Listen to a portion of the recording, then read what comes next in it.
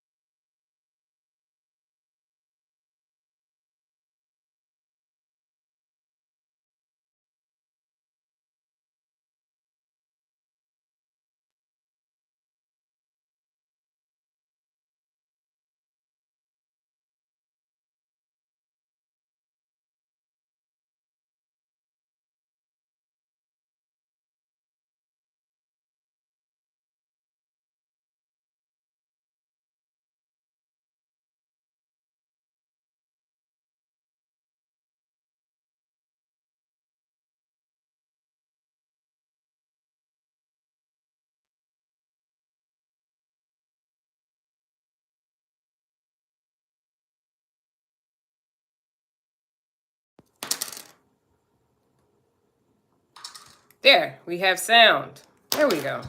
There, we have sound. Sweet. Don't pause it. There we go. There, we have sound. Sweet. Thank you for letting me know.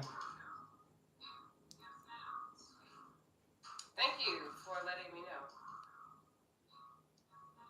All right, let me move away from here. So, obviously, by the title, you see that I'm letting you in on a day in the life of a spiritual worker. This came to me a couple of days ago. It's been sitting with me because I had a bit of a rant, if you will. I call a lot of my internal discussions with myself rants because I feel very like passionate about it. You know what I mean? Like I really be I really be talking to myself. And so,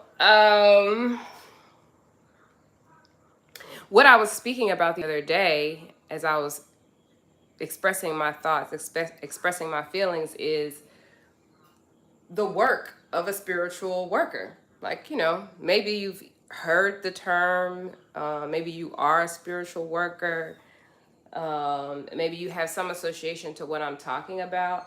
But what I felt in that moment was that that term spiritual worker is like, you know, can either be associated with a religious experience or just so far off, so far removed, so like what spiritual worker, like what are you doing?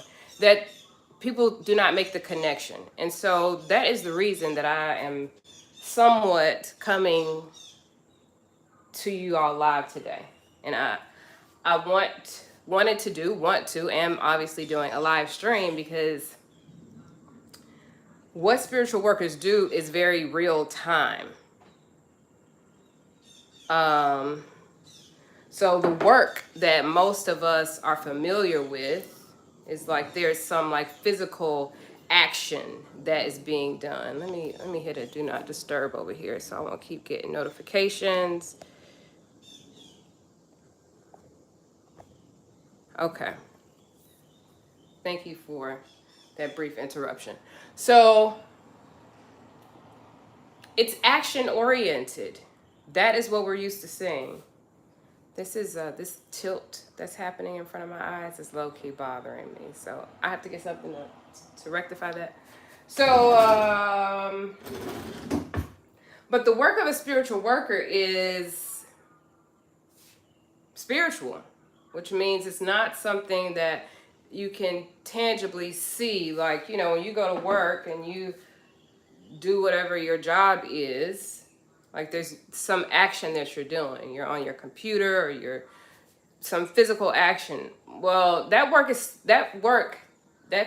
a spiritual worker is physical in a manner, but it's also very much spiritual. It is rooted in the spirit. And I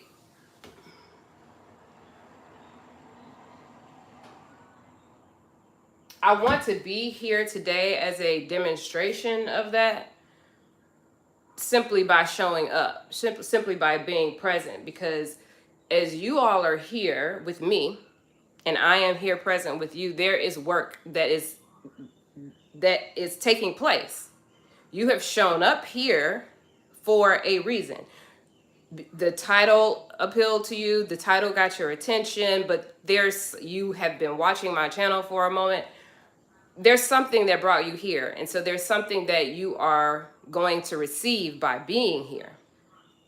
But I'm going to be in my daily life, my daily environment, the things that I do, which in of itself is my work.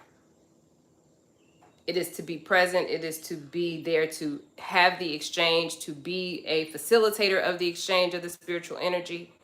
And in moments, I'm simply going to be speaking to that just in my conversation. Like it's, questions will be answered, whether you're asking the questions or like asking the questions here in the chat. I'm going to say, because of myself and my own process, my own flow, checking the chat will take me out of my flow. So you're welcome to put whatever you want in the chat, but your intentions and the thoughts that are flowing through you right now, if you're in this space, there's going to be something that's going to reflect back to you whatever it is that you're experiencing in this moment. So this is the first time that I'm doing this, which is so interesting because I have chosen to run this page, run this channel, run this channel here on this platform faceless. Because I wanted to simply be the facilitator of the work. I did not want to, and I don't have a desire to be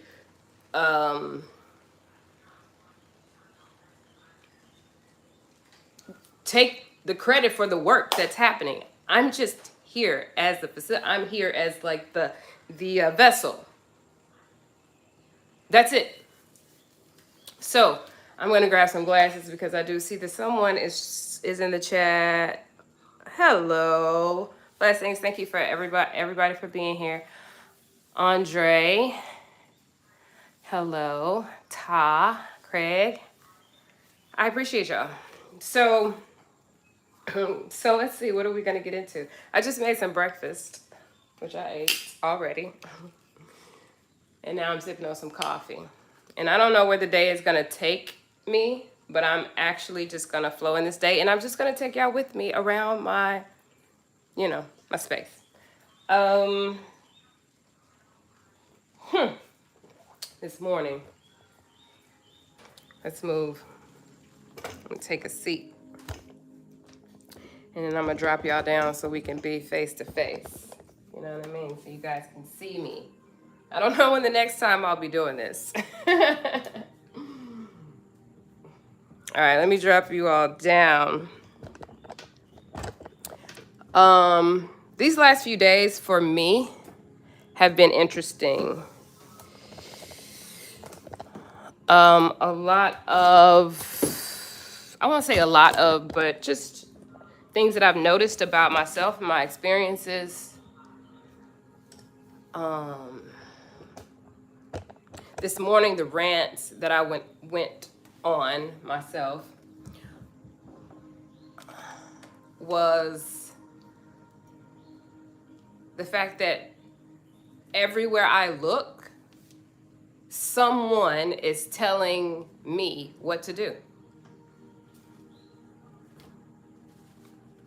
Like, if you want this, you need to do this.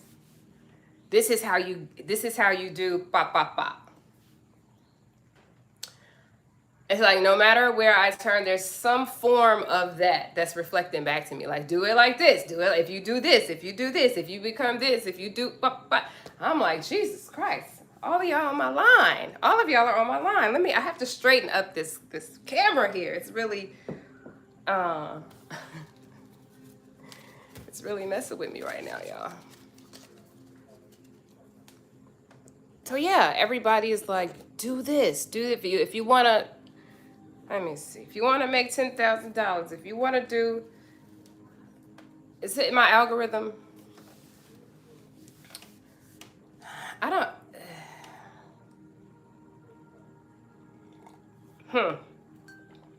The algorithm. What is that?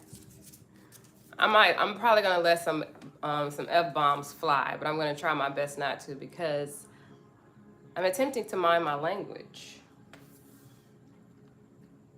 But sometimes they are necessary for emphasis. Indeed, you do. You create your own path. But how challenging is that if you're constantly being bombarded with something that is saying, do it this way, which internally then creates a message that the way that you're doing it or the way that you've been doing it isn't right. It's not right. That's what the message is saying. So many of us, all of us are walking around in an environment right now that is constantly telling you that the way that you're doing it should be done this way. Like that is what they are saying. That is what is being said. That is what is being communicated. That is what's in the ethers. That's what we're eating up. That's what we're breathing in.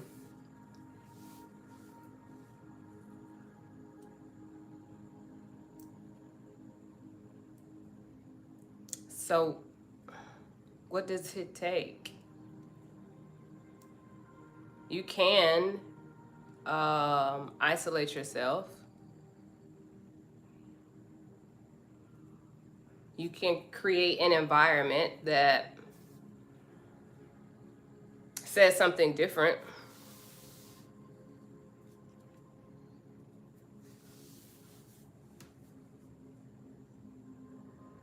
But that environment still exists out there in where you are, in your own environment.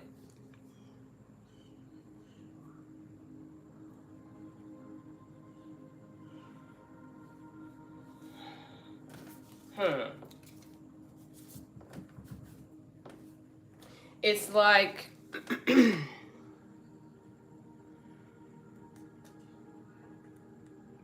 somebody is calling your telephone.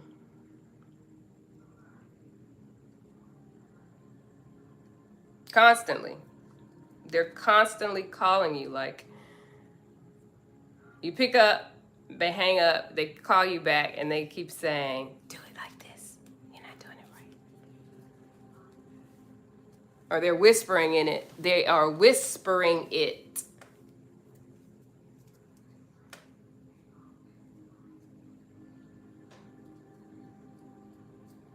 The underlying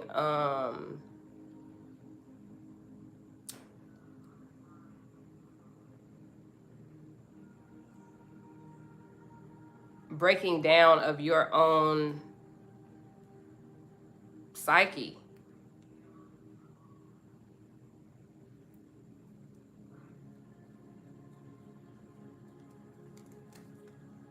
But it happens so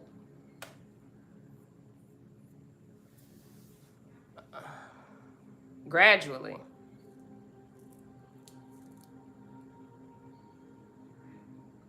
All with a benefit, like, you know, like there's this benefit, like the reason that you need to do it this way is because it will get you whatever. You could put anything you want in there, like whatever your dreams are. I want to make this, I want to make $1 million, I want to be a anything. Whatever it is, whatever your desires are, that's what's being used in order to break down your own mental faculties that have shown you and continue to show you that your way, your path, which only you know, there's nobody else that could give you what you know.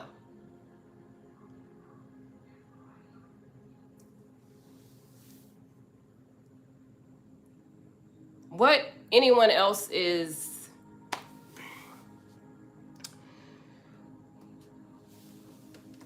what anyone else is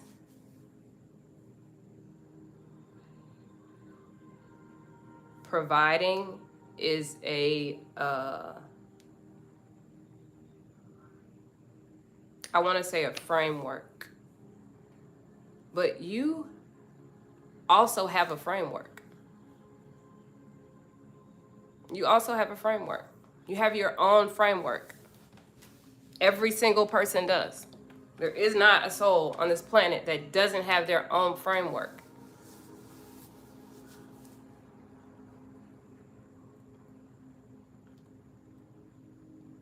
The blueprint, if you will, the blueprint for your success, for whatever you want. All of those things, your desires, your deepest desires, the riches, the partners, the friends, the love, the all of those things. All of those things.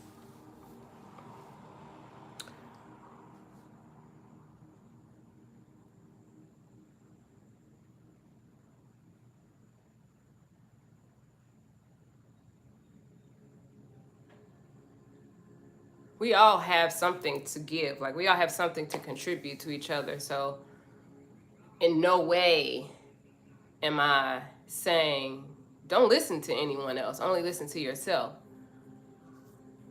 But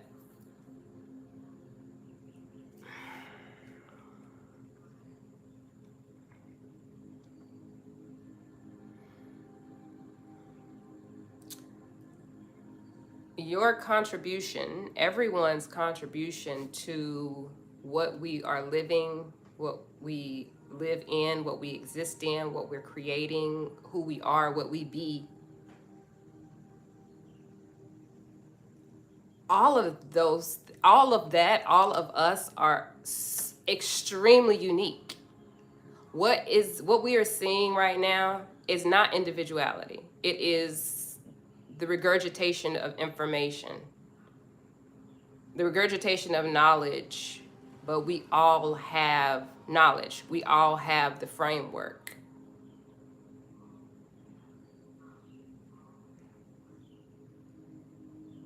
Authenticity is the word that has been our word. Individuality, like who you are as a being, like what you be from who you are in this world, the personality that you have become now, yes.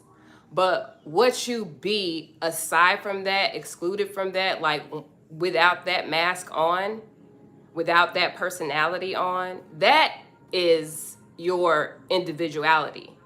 That is your pure uniqueness. There is no imprint that is like you. There is not another. And so as you continue to walk in your life, as we're continuing to walk in our lives, the let me slow myself down because I can sort of feel myself revving up. It's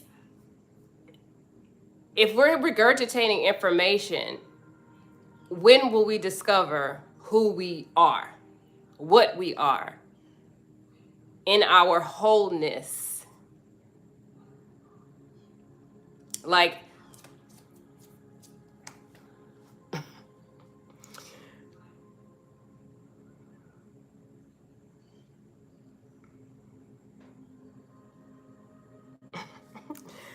I'm laughing because as I'm hearing my own words, like I'm acknowledging within myself, you must do what you came here to do. Meaning, all of us, not just me. I'm speaking to myself saying you because I know that I'm going to be looking at this in a minute. Like I'm hearing these words, but I'm going to be looking at my face a few minutes from now, once this live ends or however long I'm on here. I'm still going to go back and rewatch it. I'm going to rewatch it myself because I know that I'm always giving myself the messages for me to do exactly what I came here to do. My individuality is unmatched. That's how I know regurgitation is not it. The framework is there. The framework is in the fact that you are actually sitting, living, breathing right here, right now. That's the framework. You. And every other human being has that same framework. And our continuation, however you take that, is dependent upon every single one of us actually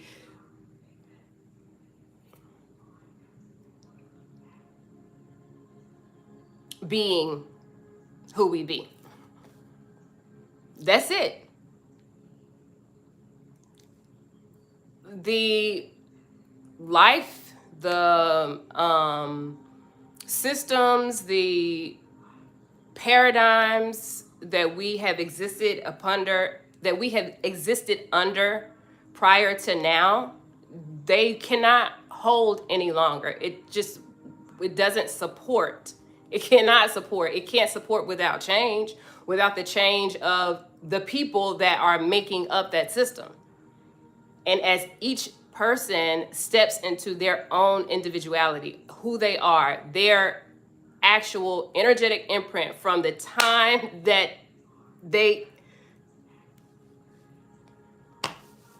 were a thought, that a thought started the ball rolling to where you are right now. All of the things that have occurred in life over time, within your family, your lineage, all the things, all the history that you know, all the history that you don't know. That's your individuality, which nobody can speak to, really. Nobody. There's not a single soul that can speak to that except you. Your own self, your own consciousness, your own belief system, your own mind, your own you. All of those things that will continue to show you, reveal to you, reflect to you exactly who you are.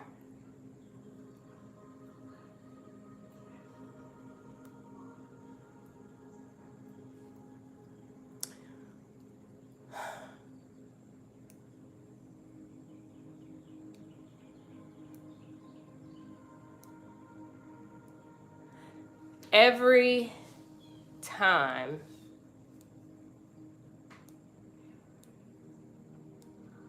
I have felt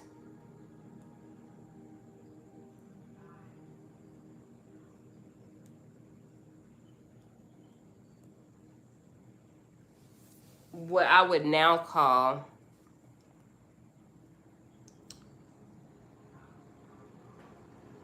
self-doubt,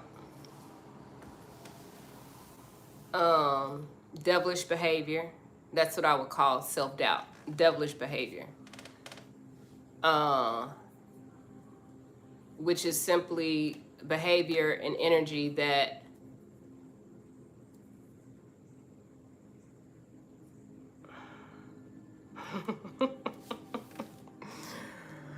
all right, so I just heard simply. Yes, I'm about to say, yes, exactly. That's what I'm saying, simply. Um,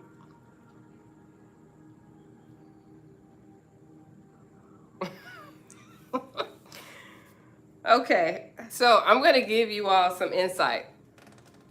Because if you guys spend any time, I don't know how long y'all going to spend with me, but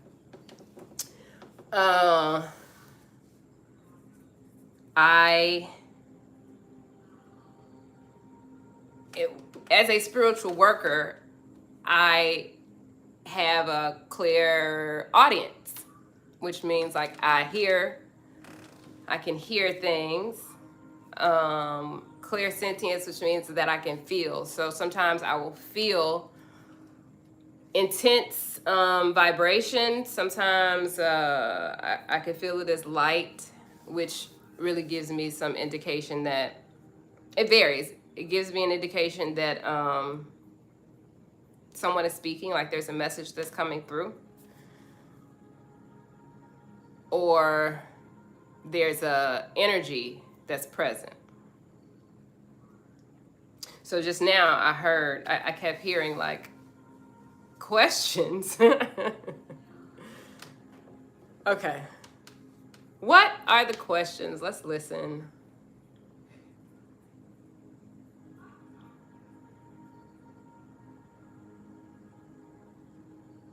How do I do what I do?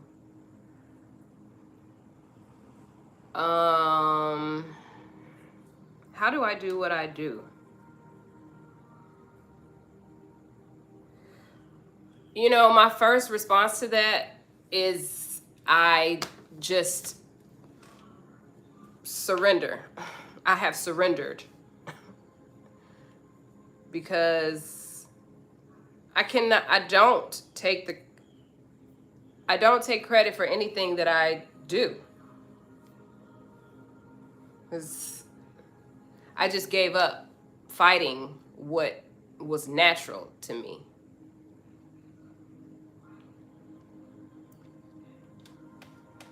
Like I was resisting for so long, like, you know, all of the things that I experience, anything that you see here today, anything that you hear today, however you are perceiving what you see, all of what I'm expressing are like real experiences. Like I actually communicate with people that are not here like in my vicinity.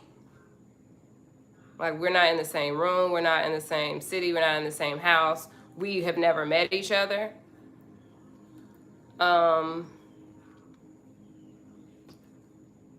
Or whether whether that energy, that spirit is in another realm. So how do I do what I do? That's the best way that I can answer that question is I do not resist what is natural to me. I don't resist what is, because as I have lived, I've realized like it's futile for me and it doesn't benefit me as an individual. It does not benefit my own spiritual progress as a being to resist what my spirit naturally does and what it has been called to do right here and right now. So,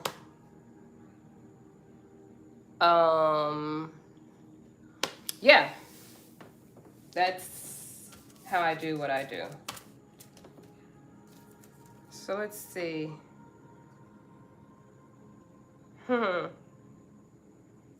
Interesting.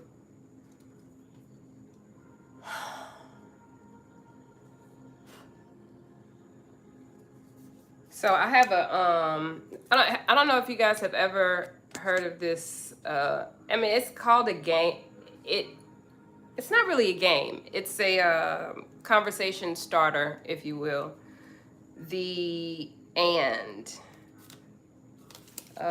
It was really popular on Instagram like a couple years ago, and I got 2 sets, Friends Edition and Couples Edition. So there are questions on these cards or statements just to really get to know the person that you're talking to. And so the first one that I saw when I flipped it over was look into my eyes and describe what you see.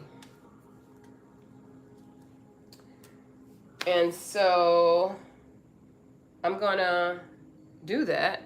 I don't know, obviously I don't know who this is for.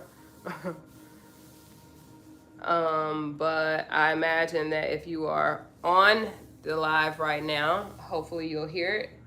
And if you're watching on the replay, you know, whenever that may be. So I'm going to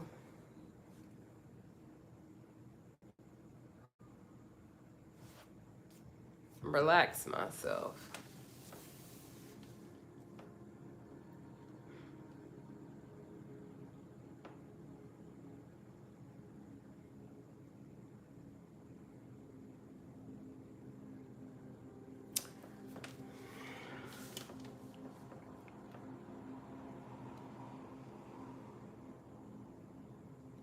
I feel like I want to ask, who is this? Which I really like to ask. It doesn't matter who. If I get like, whether I'm on here live, which is, again, this is the first time that I've done this, or even if I'm working alone, and that there's a request or a question that comes across to me, I'm always gonna ask, like, who's speaking? Who is this that I'm speaking to? Because I want to know who I'm talking to. I need to know who I'm talking to. You need to identify yourself.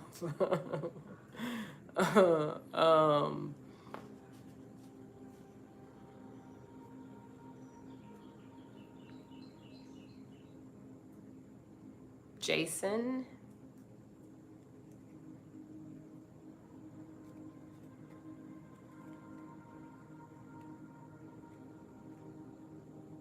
I heard Jonathan first, and then I heard Jason.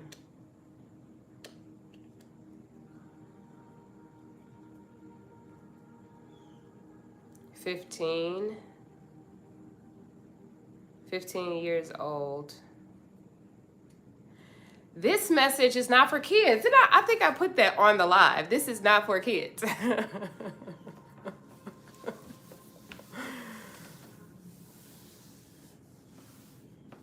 This is not for kids. I mean, I'm hearing right now, just because I'm in a kid's body doesn't mean I'm a kid.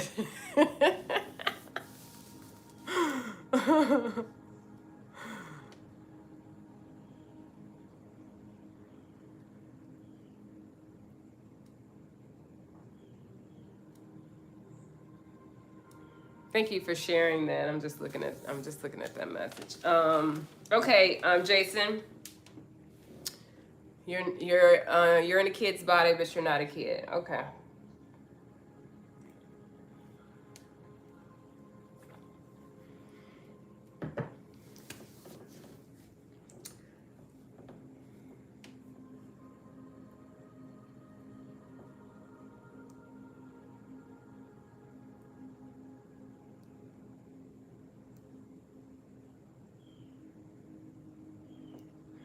I'm hearing you have a problem with your parents.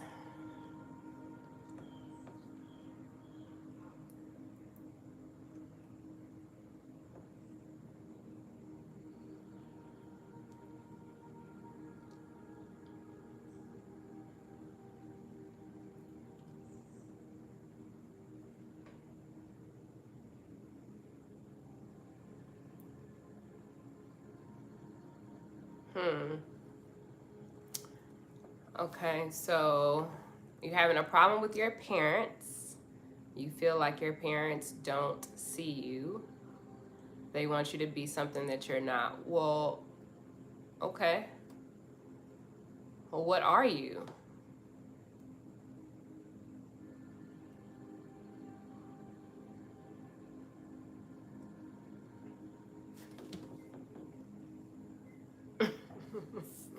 Why did I just hear I'm a fly? As soon as that fly came to my face, I'm a fly.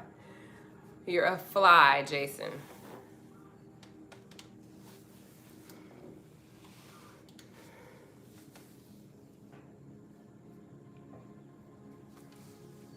You feel like you're in a fly's body.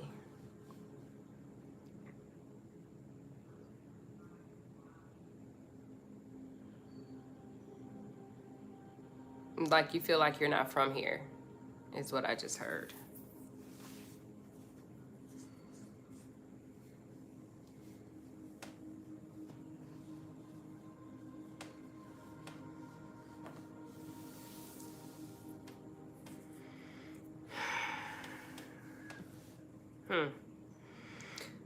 The other day, I had a dream.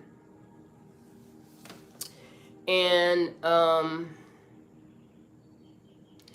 this dream, it feels like it's a recurrent dream for me, recurrent in theme. But there is something that has stood out to me outside of the there's a couple of things, but there is one thing that has stood out to me in all of these strings of dreams is that I have been placed when I'm in my dream state. I have been placed in situations in order to retrieve people like they are trapped. They're trapped in a realm. They're trapped in a space. Like there's something that has happened to them that has, or somewhere that they have touched down in their life, and that experience has held a piece of them, like a fractured piece of their soul. And so as I'm listening to you, Jason,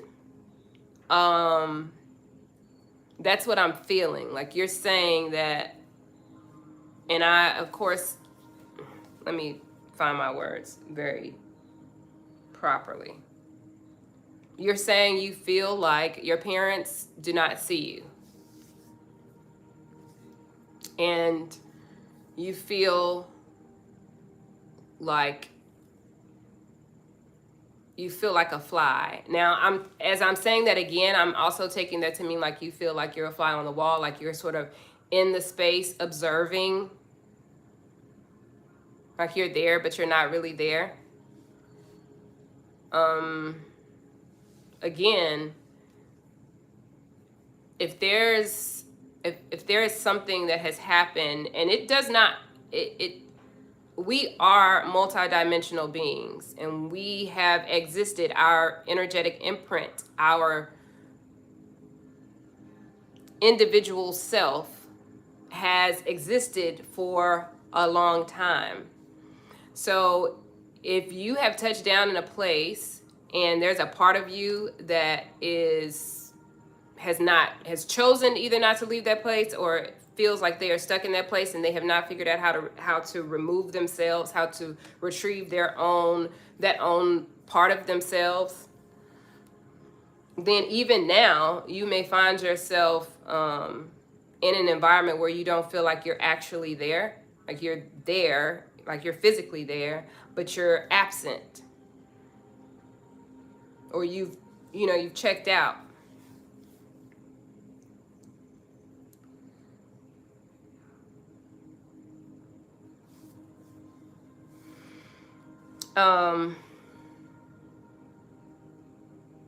But the act of retrieving parts of yourself in other places and other realms, places that you've placed yourself in these realms. A lot of times you may have put yourself there for your own protection, for your own protection.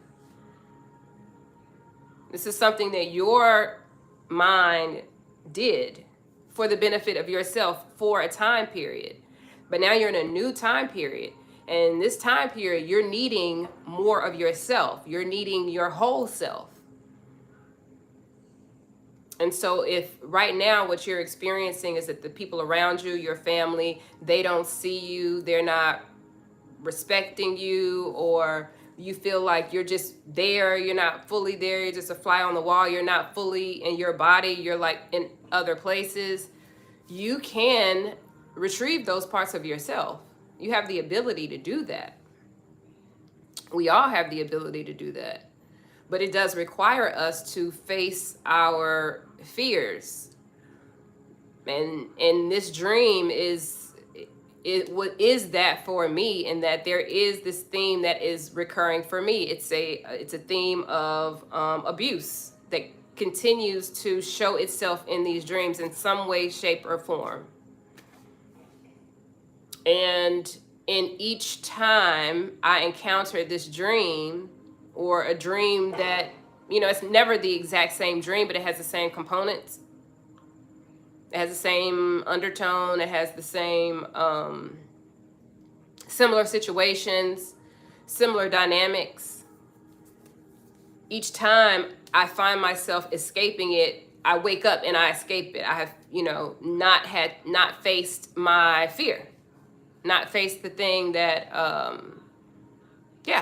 I have not faced the fear. I have not faced the, what do I want to call this? What do I want to use? What words am I using?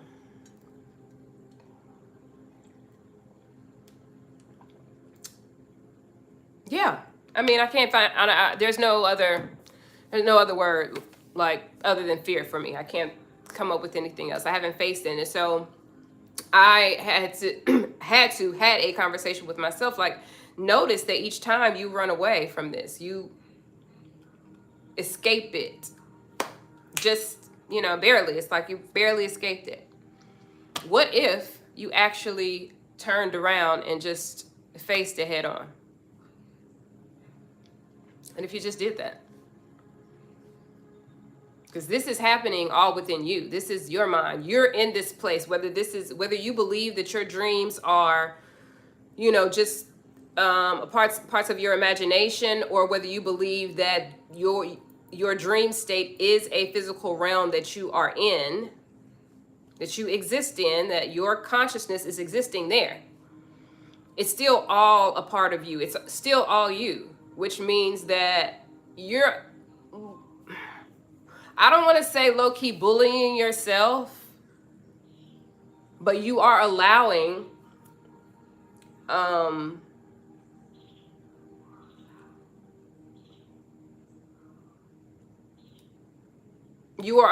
the fear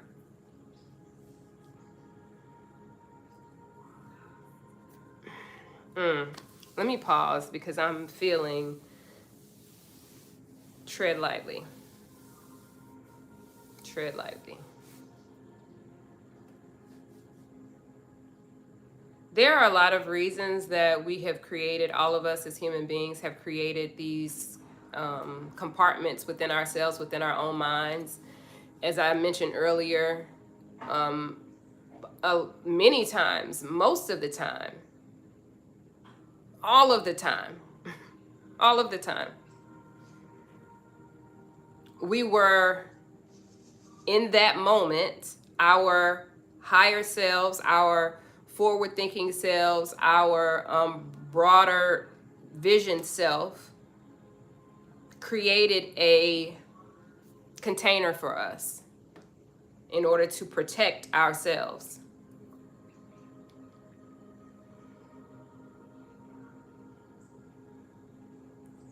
And that is our design. Our design is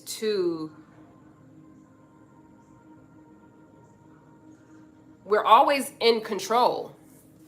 I think that's really where I'm feeling led to, is we're always in control. So whether there was a scenario that created the reason for the container to keep you in, to protect you in, and now that container isn't, it now almost has an adverse effect.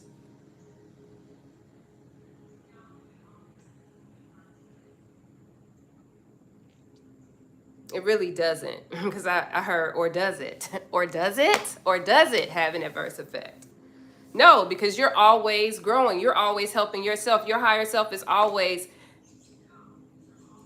there, right now. The container that you created, this is what's happening.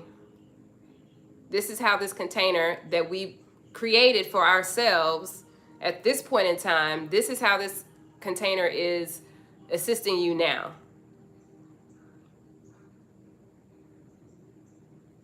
Like there's always a up leveling, always a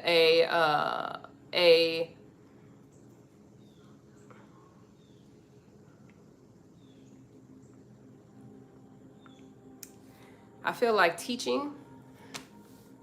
Teaching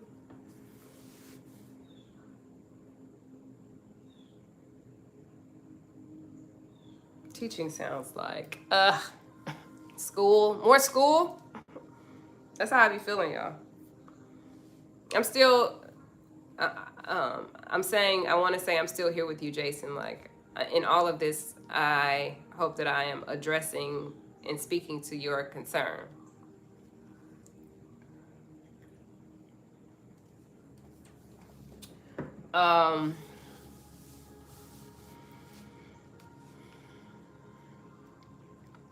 The reason that I was feeling, or what I was feeling as far as this container that has been created, and essentially going back to your ability to access any point in time and anywhere in time or space, to access you, to access yourself, to access parts of yourself, because you're in control of it. This is all within you, all within your perception of your own reality, whether it's in the reality that you are living in the here and now, whether it's the reality that is in your dream state, which is also informing the reality that you're in right here, right now, in your waking state, or any other reality that you exist in at any point in time, everywhere in time, and outside of time. It is our willingness to face ourselves. To face ourselves.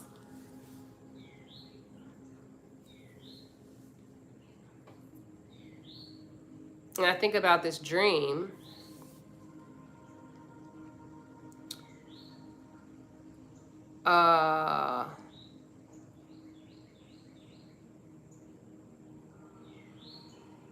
You know, and I asked myself, how about you just face it head on the next time you find yourself in the dream? When you find yourself confronted with this scenario, this situation again, some situation of abuse, how about you just face it head on instead of running away from it?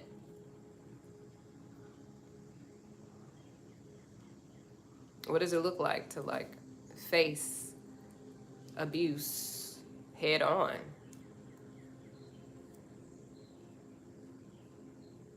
Earlier today, I saw a clip of like a herd of buffalo maybe, and a tiger running after them. It was like two or three buffalo, and the buffalo are running, and then one buffalo, the last one, turns to the lion and basically starts charging the lion, and the lion backs up.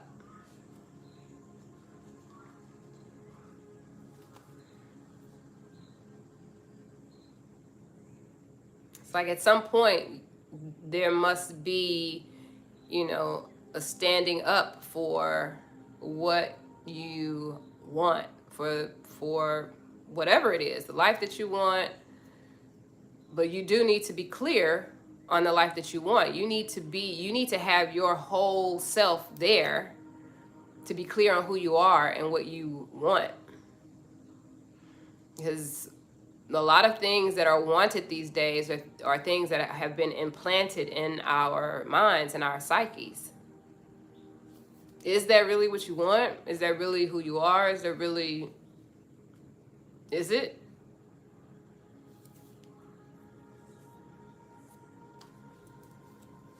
How do you know? You have to test yourself. You got to know yourself, because you are you're constantly you are the one who's testing yourself at all times. It's like there's no one else outside of you.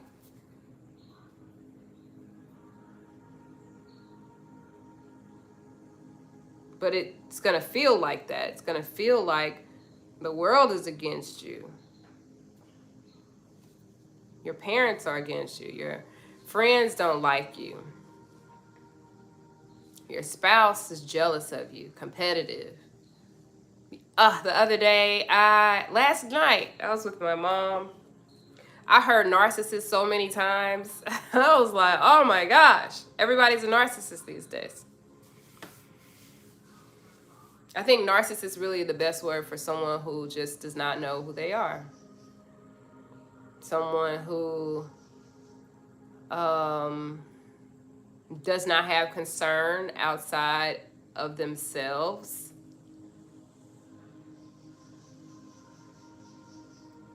Which means that they don't know who they are, because when you know who you are, everyone that's outside of you is a reflection of you. You care for yourself, therefore you care for everybody outside of you. You care about how you feel. You care about how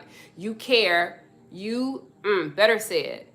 You know that how you react, how you interact with this person does have an effect on them, which has an absolute effect on you. How you treat people, how you talk to people, how you interact with people, whether you are shady, shysty, whether you are honest, whether your word is your word.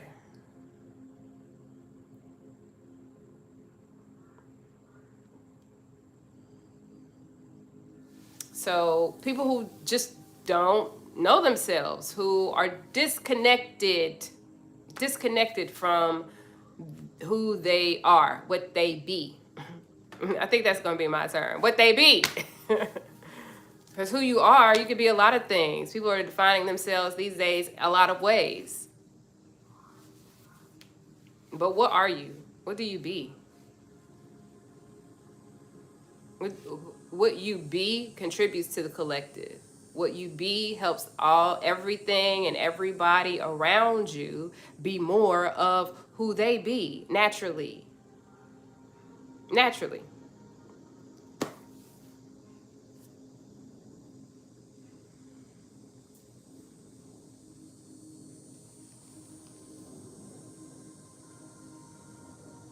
Yeah. You can't, there's nothing to that. There's nothing that needs to be added to that, to integrity. Like, you show up who you are every time. There's no change in character. There's no change in, I could show up in a different outfit. The next time y'all see me on live, I might look completely different, but who I am, what's going to come across is going to be the same. It's going to be the same whether you all see my face or not. If you run across a video of mine and I'm not on here at all, but my voice is on there, I'm still the same person. And all the things that are happening right now in this moment, all of the things, all of the things that I'm communicating, all the messages that are coming through, all of that, it's still going to be the same. Not going to be any different. It is counterproductive for me to be less of who I am. It does no good to myself, and it does no good to you. Like, what am I here for? For what reason? Other than to show up as I am, as I was created to be, as I have become, as I have allowed myself to be. So that you can say, yeah. Yeah. Yeah.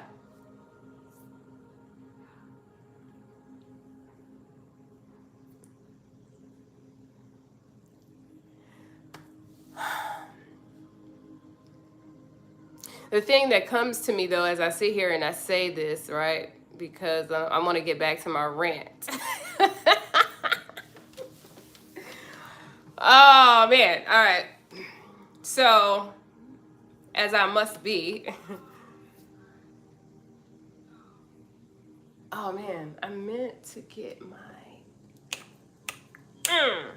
It's okay. It's all right. One of the things when I first started the live, how long have I been on here now? Daggone it, where's my glasses?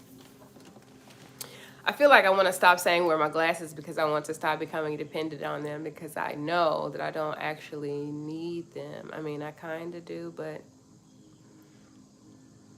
y'all see what I'm doing there, right? I still don't see how long I've been on. I'm 50, so all right, so almost an hour. Okay. So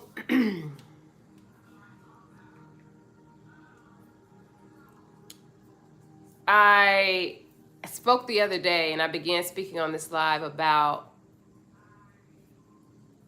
spiritual workers. And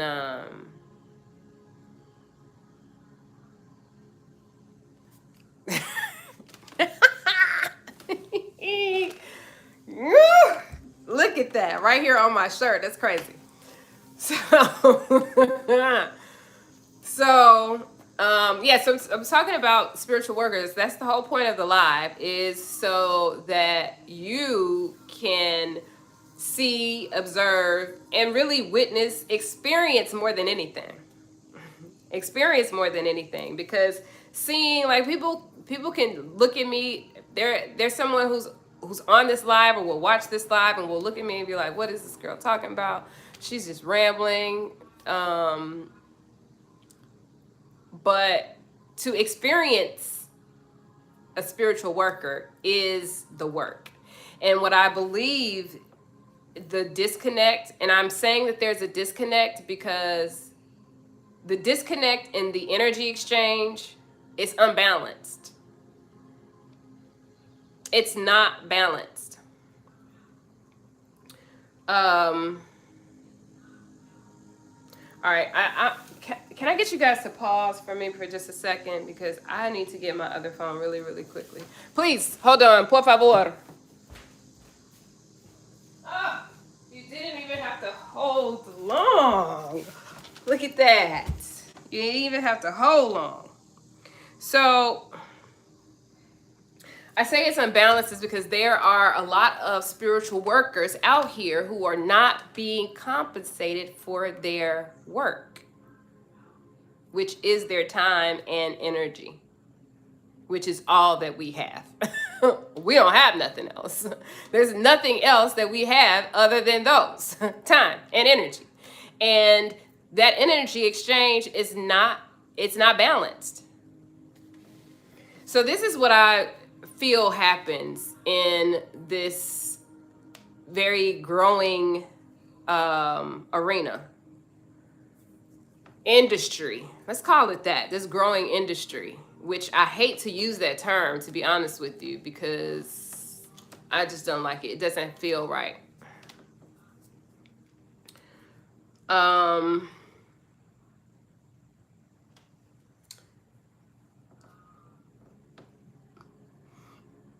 When a person encounters a spiritual worker, there is something that happens instantly. You can feel it.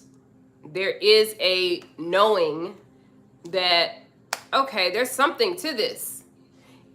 It's like it's like, like the dopamine shot, or like, like this euphoria or bliss, or, this dose of intense, pick me up. Like, oh man, yes, I needed that. But there, outside of that moment that's being experienced, like, there's real work that is happening in between, like, from that point, really, from that point, when that work begins, when the spiritual worker works with you, their work begins. And because they are spiritual workers, we are constantly in the work. because that's who we are. We're spiritual workers. So we can't not do the work. We have to do it in order for us to maintain ourselves. But we are also working with you because you have signed up to work with us. You come on board. There is an exchange that's happening. And if it's very similar to if you go to the physical doctor or if you see a therapist, which I do believe that your mental work, you should be doing mental work and spiritual work. But when you go to these other doctors, professionals, practitioners, they're giving you things for you to do in order for you to maintain your health, right? Your doctor is telling you you should eat like this. You need to exercise. They may be giving you a pill. But they're telling you that there's some action that you need to take in order for you to continue to live the lifestyle that you want to live, right? If you go to your therapist and you are explaining the things that you are experiencing and how that is affecting your psyche and how those things are showing up or relating in your life and how you are feeling about those things, and your therapist, your mental health professional, is also giving you guidance. They're also telling you things that you need to do that you should implement in your life so that you can maintain a certain level of mental health. When you encounter a spiritual practitioner, there is work that you should be doing. When you exchange your energy with a practitioner, whether you are in person with them, whether you are virtual with them, because energy has nothing to do with these phones or where we are anywhere. Anywhere. It has everything to do with intent. So when you do that exchange, and you are doing it, we're constantly doing it. Whether you're conscious of it or not, you are asking questions, you are seeking guidance, and there are people in this world who are receiving that ping. They're receiving your communication, and they are answering your questions or being a receptor in order to receive what you are asking, and then they flow it out into you, if you are there with them in person, virtually, if you all are interacting directly, or wherever you are, your energy is going to come back to you.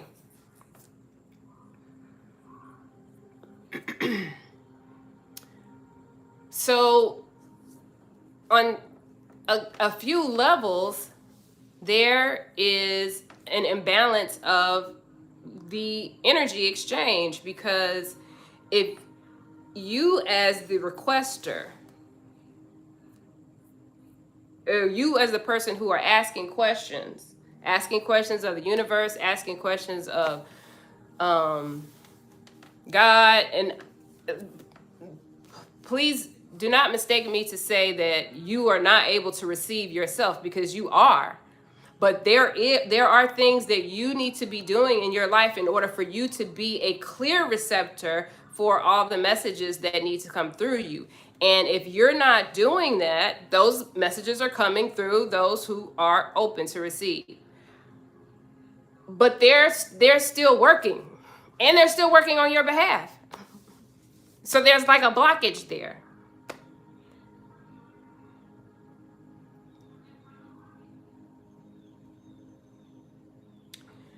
There's a blockage there. So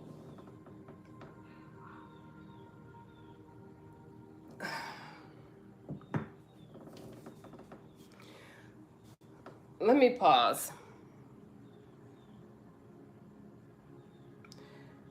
Let me pause. Let me grab my glasses, because what's being said? Balance. It is right. Professionals.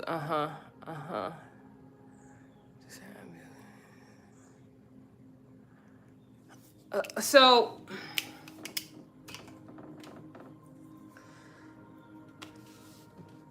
let me grab my thought again. Sip coffee.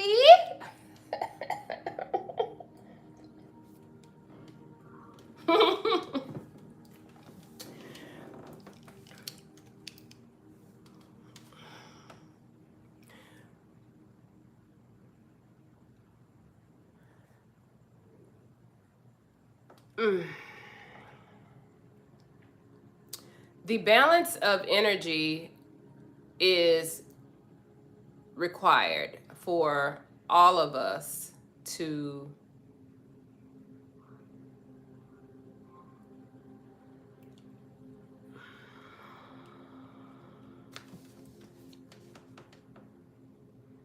find ourselves in alignment with ourselves. Not in alignment with anybody else, but in alignment with yourself. Now, I was having this commentary about spiritual workers and the imbalance of energy, because spiritual work is actual work, not solely for yourself, but as a profession. There are individuals who are spiritual practitioners. That is their profession. So when I'm speaking about the imbalance of energy, as someone who is coming to a spiritual worker, wanting services, wanting guidance, seeking guidance, which you are,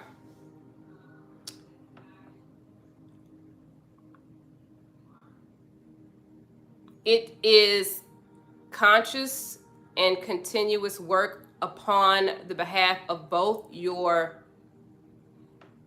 partner in this work. Because if you're going to, I'm trying, I think, as best as I can to speak on the necessity for spiritual work, not just for yourself, but actually someone who is there to guide you.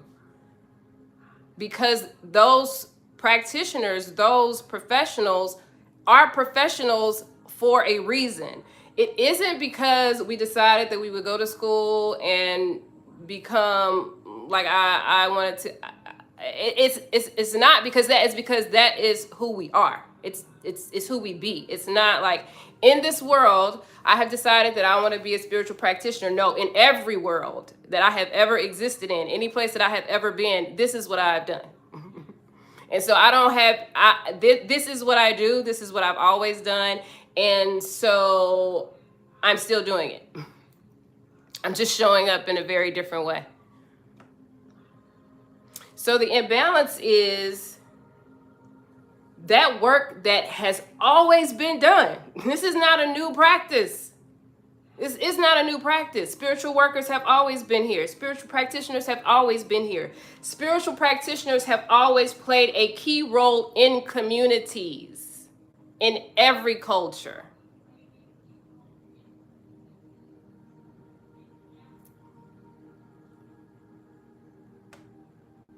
The people of the community, they come to spiritual workers for guidance.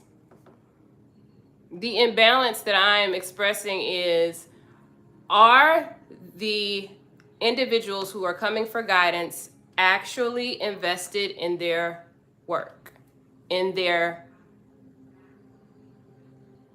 life? In their life. I have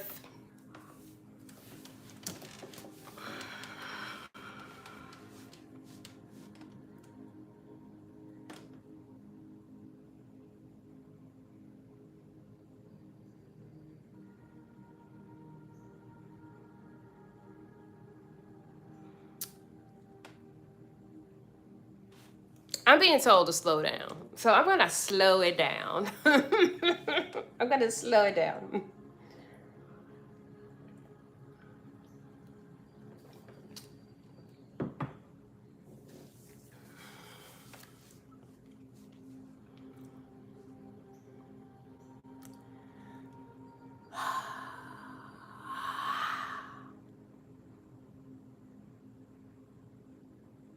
Oh, Nancy.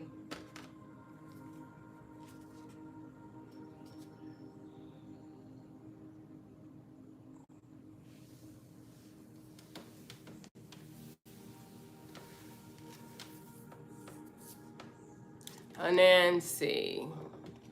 Thank you. No apology needed, though. Thank you, though. I appreciate you, Megs Murphy. It's I will get off track.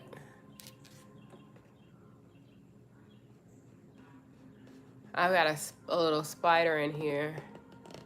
Every time I see a spider, I always call a Nancy. That's my name for them all.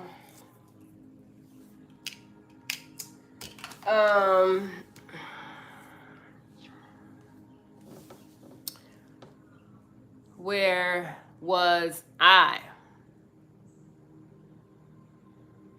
This is it's actually what my day looks like. It's what my day looks like as a spiritual worker. That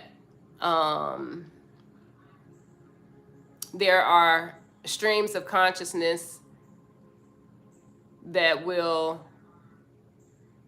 come in, that will flow in, no matter what I'm doing, no matter where I'm at, no matter what's going on.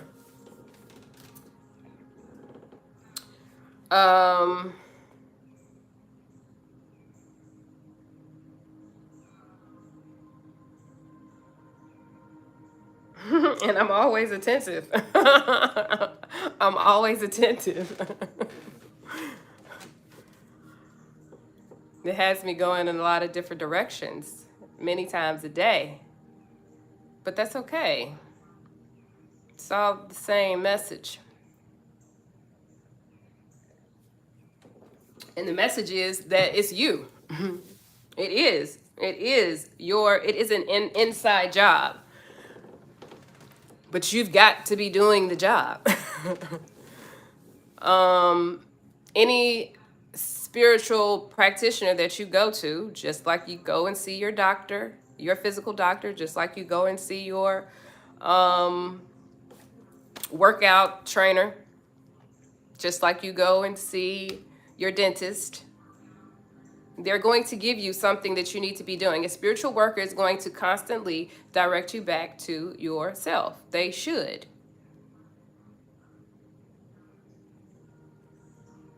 But where we are in the stream of time is the reason why more spiritual workers are coming forward, because everybody, your environment is not telling you to go inside. Your environment is saying, look over here. I've got what you need. I'm telling you what you should be doing. I'm not telling you what you should be doing.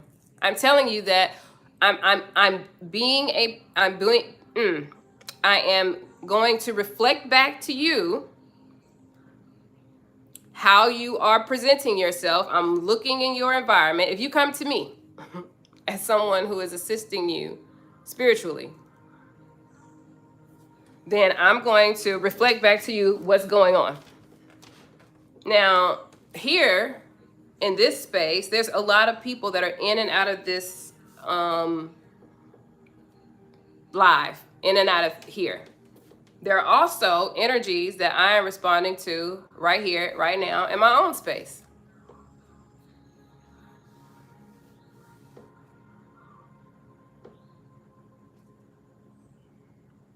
But it is an inside job.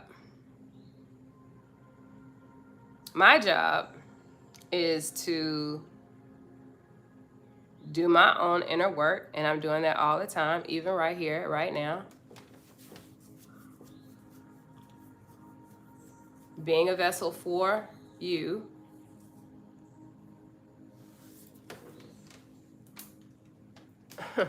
Interesting.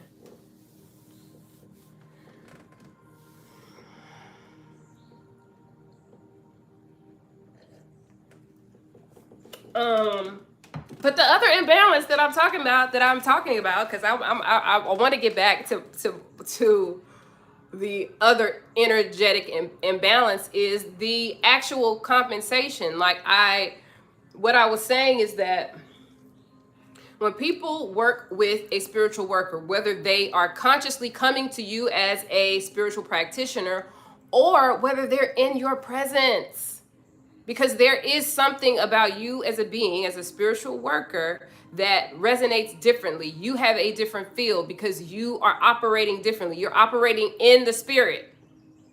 Everyone is not operating in the spirit. And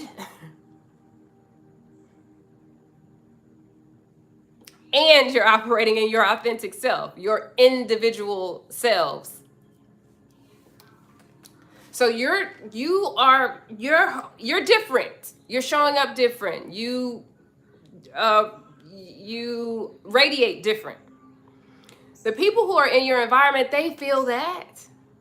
They don't know what it is. They maybe can't speak to it. They don't know what, they can't put a finger on it. They just know that there's something about you that's different, something about you that like they enjoy being around you.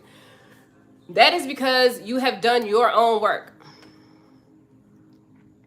So the imbalance as far as compensation, though, because we're talking about people who are actively seeking out you as a spiritual worker. Because I don't want to like go off on a tangent because I know that I will.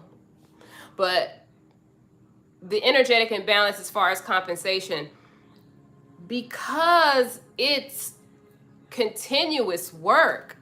Like if you let me scoot myself back here.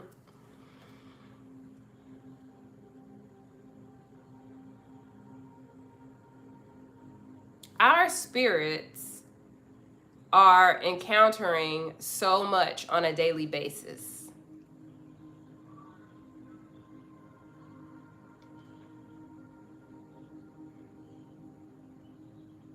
And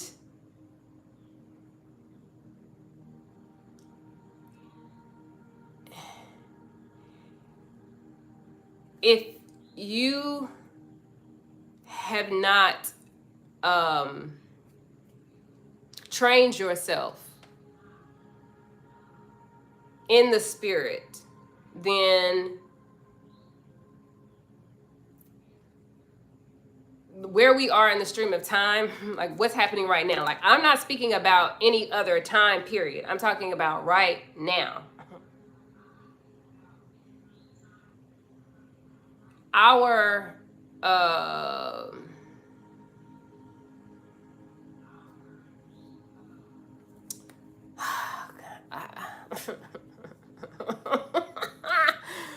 I feel like I'm resisting saying what wants to come out.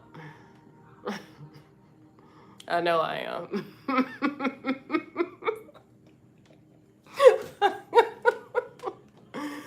Oh my gosh, why?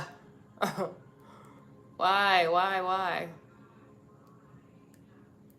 This is what goes on with me, y'all. For real, from day to day, when I'm allowing myself to just be. I mean, I'm more comfortable with it when I'm by myself because there are no eyes on me. But now I know that there are eyes on me. So now I can like feel the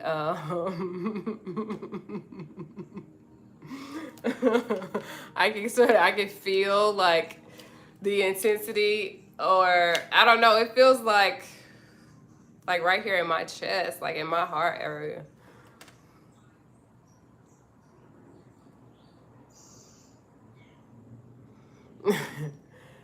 Thank you.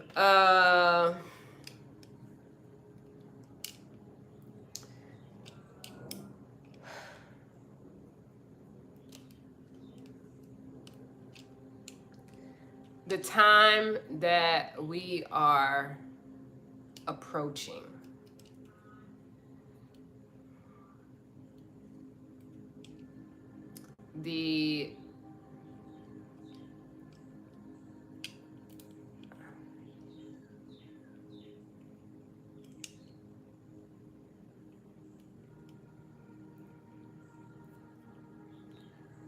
there are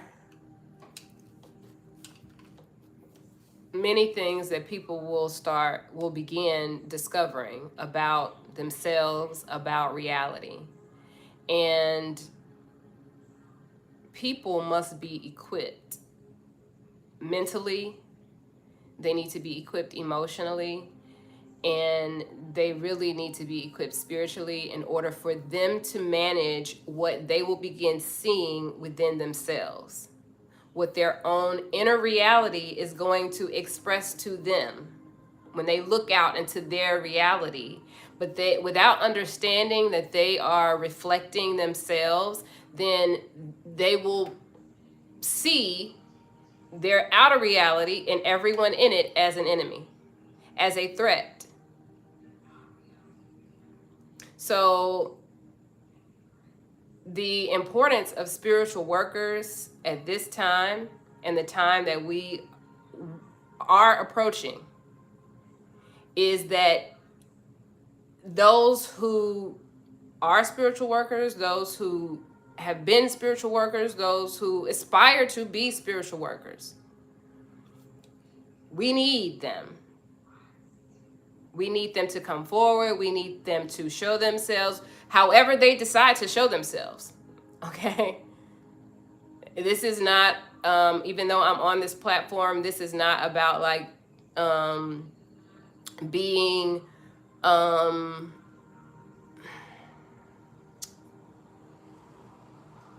influencer of any kind. It's like, now is the time to reveal who you are in the fabric of what we are. Because we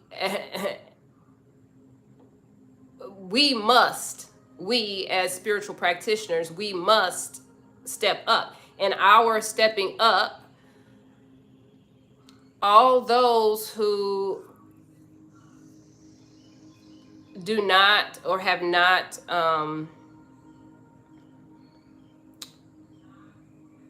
not yet connected the mind, body, spirit, who have not yet fully connected to themselves,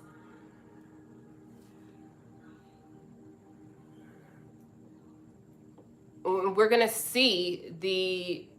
begin seeing the manifestation of that. And so the balance, again, that I'm speaking of is like the exchange of people, the collective being able to actually see and experience what spiritual workers actually do. Because I think for some people it's just a concept. It's like it's like, oh, okay, yeah, they're a spiritual worker, like a preacher, like a priest, or no. No, not like a preacher, not like a priest. Like someone who has the ability to help you, to hold your hand, show you that you are yourself. Everything that you are, everything that you be, everything that you experience, everything that is reflected to you is a part of you. Good, bad, ugly, or indifferent. Godly and devilish. And everything in between, or beneath, or above that. It's all you.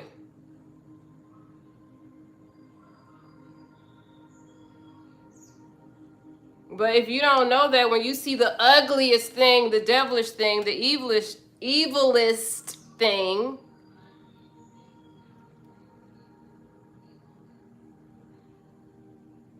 you're harming people out here.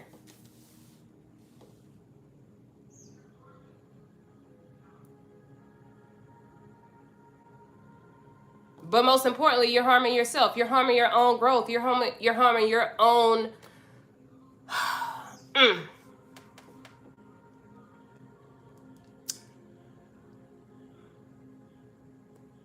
You're delaying. I don't want to say harming, because it's not really accurate. It's not really accurate. It's like it's still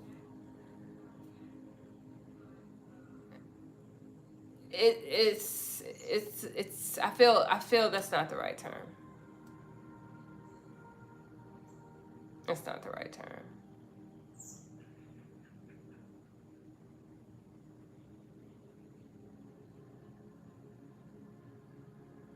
Anyway, I don't know what the term is that I was coming to. What was it? No, I do want to know. Because now I'm like, what? What were you saying?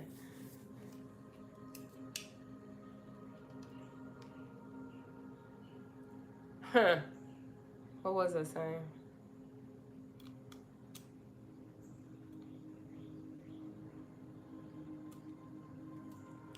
Oh no, I broke my glasses. Devilish, that's what I was talking about.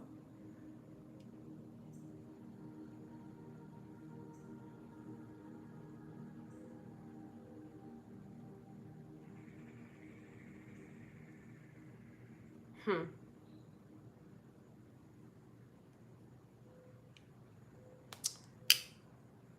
I don't know what I was saying. It'll come back, I guess. Hello, Terry Walters. I think that's what that says. Yeah. Terry Walters, hello. Welcome in. A day in the life of a spiritual worker. It's we're vibing really. You're watching me process, you're watching me work and rant at the same time. What is my rant about today? Balance. My rant is about balance. Balance of energy as a spiritual worker. I think by the end of this, I may even get to show you that we are all spiritual workers, because we are. But there are some who are professionals. I pretty much have said that. We all have the ability to help ourselves. We all have the ability to help ourselves. We can heal ourselves if we allow it. Allowance is just the absence of resistance, because it's happening whether you want it to happen or not. That is the nature of things. That is the nature of life. It's the nature of existence to continue.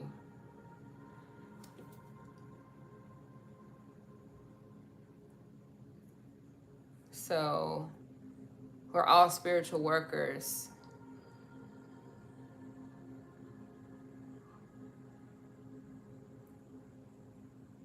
But we are all actually no.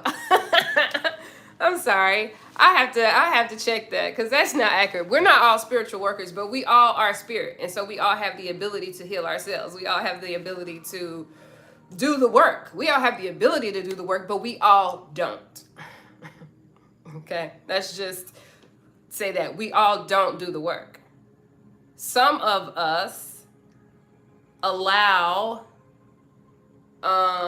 through resistance. It's not even allowed. It's like you're just resisting. You're just resisting shit.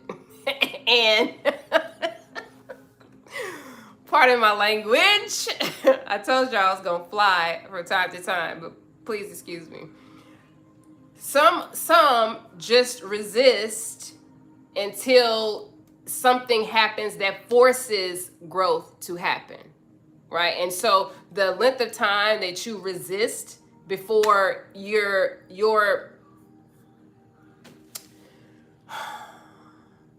it's really interesting, because you're resisting yourself. You're resisting your own growth. Like, but saying that I do understand that for all of us, for everyone, there isn't one who is exempt to it. Like, there are circumstances, specific circumstances. We are all individual. We are all unique. We all have extremely, I mean, like, it ain't now one of us the same. The same in that we are all connected to this thing that we exist in, live in, created, reside in, you know, all the things that we do up in here, here in this, you know what I'm saying.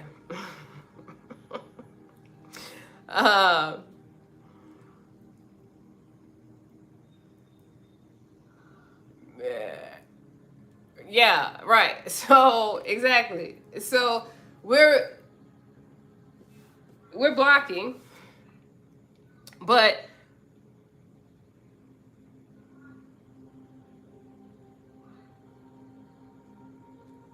there are I don't know. Okay, I'm feeling like I'm feeling pause right as I say there are individuals who are not giving pause or resistance to the work because they are spiritual workers. This is what they do. They're not resisting the process. They are the process. They are the process.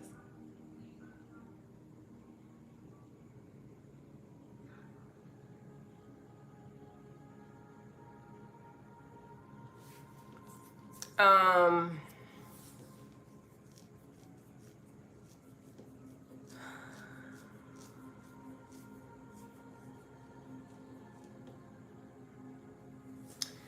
so,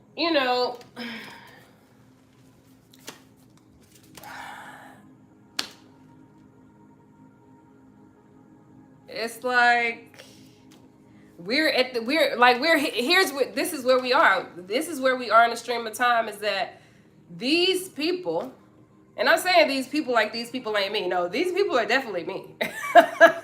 These people are definitely me. Spiritual workers have been doing this work since the beginning of whatever you want to call it. Time, the planet, existence, the Big Bang. I mean, I don't know. Wherever your beginning begins, we've been there. We've been there. I've been there. Oh my gosh. So we're now at this time where it's like, okay, it is the time of this collective of people. And where we are in the stream of time requires an energetic exchange. It always has. It hasn't. It has never not been that. But that exchange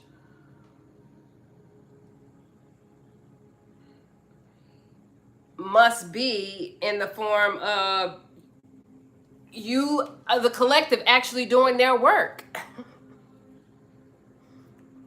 Not like you've been doing. Many of us have been doing. I mean, I can't.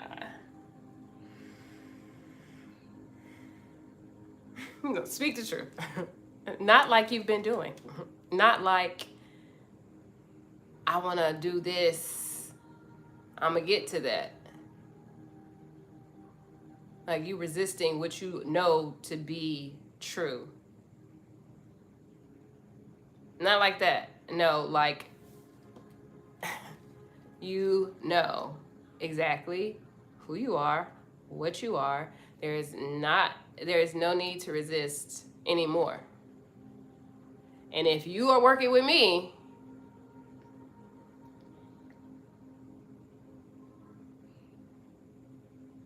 I mean, I'm gonna be completely real with you, and I'm gonna say, for why? For why are we doing that?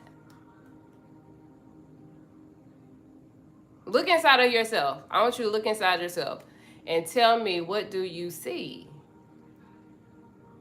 What you resisting for? Who are you resisting for?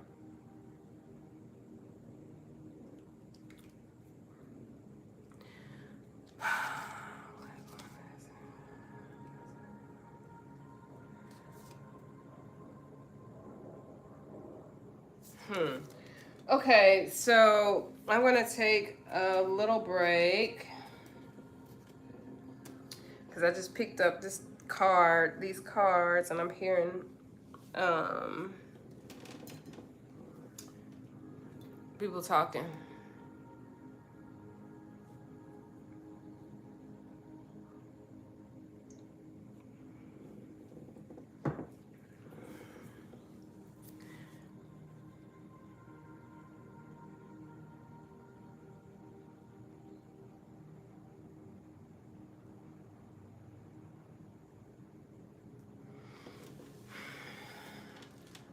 Yeah.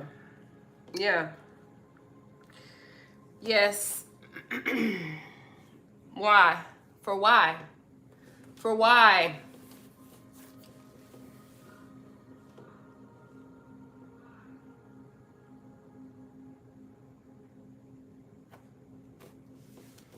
Why? No matter what has happened for you, what um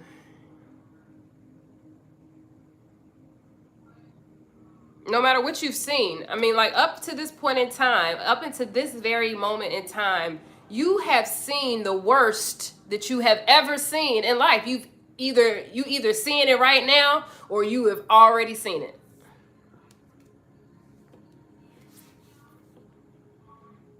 You've already seen it. For why would you keep resisting what is you? If you look inside of yourself though,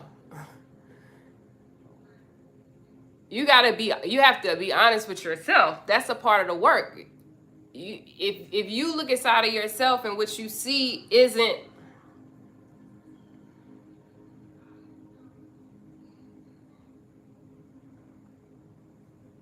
I don't know, it's not what you want to see.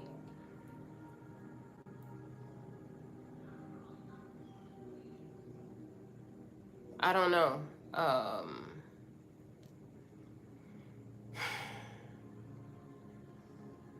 I don't know. You have to face that though. You have to face whatever it is that you see inside of yourself. If you see something inside of yourself that you cannot face, that you hate to face, that you don't like, that you despise, that you hate, that you have disgust for, if you are afraid of it,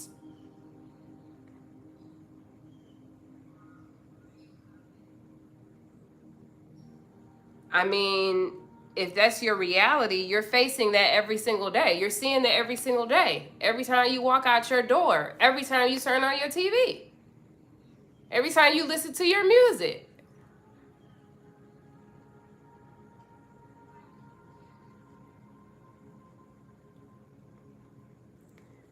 If that's what you see, if that's what you feel when you look inside of yourself, and you can only see more of that, that's the reason for spiritual work, because you must go through who you are. You have to see yourself. You can't not see yourself. I mean, if you don't see yourself, but you do, no, you do see yourself. You are looking at yourself. Outside of yourself, if you close your eyes, you look inside, like it's all you.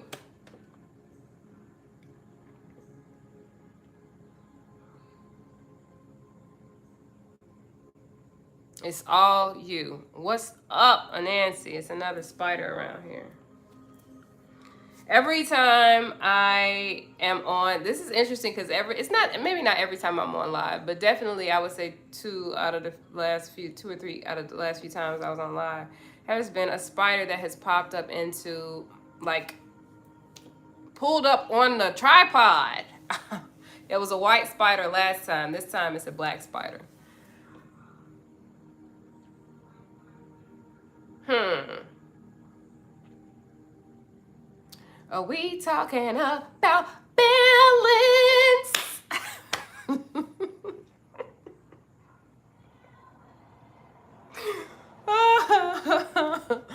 um,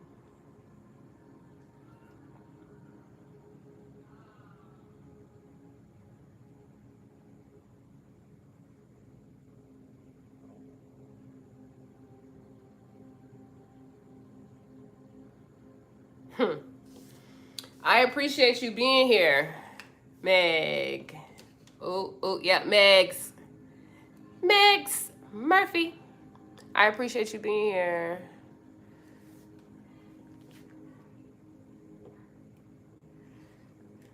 I'm gonna have to listen back to myself, Megs.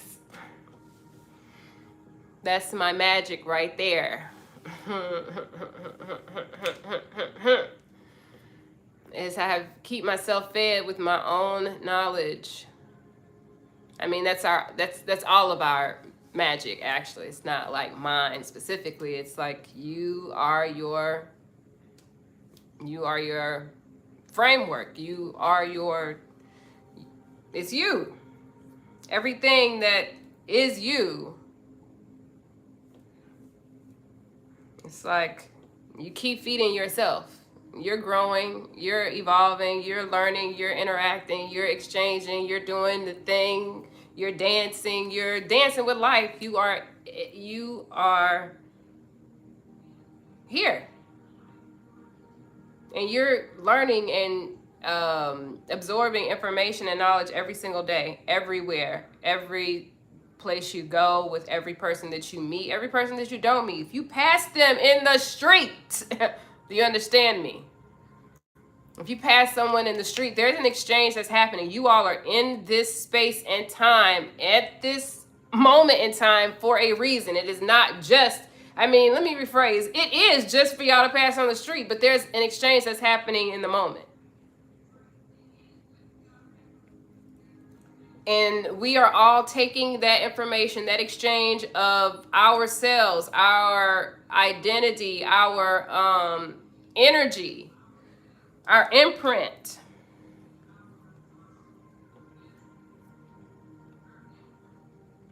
We are picking up pieces of that, and we're taking it with us, and it is informing us in some way, shape, or form for our benefit. If you believe that it's for your benefit, if you think that, if I rub shoulders with this person, then something bad or something icky or something negative is gonna wreak off on me or rub off on me, and I have to, protect myself, then you have to protect yourself from something that will adversely affect you. But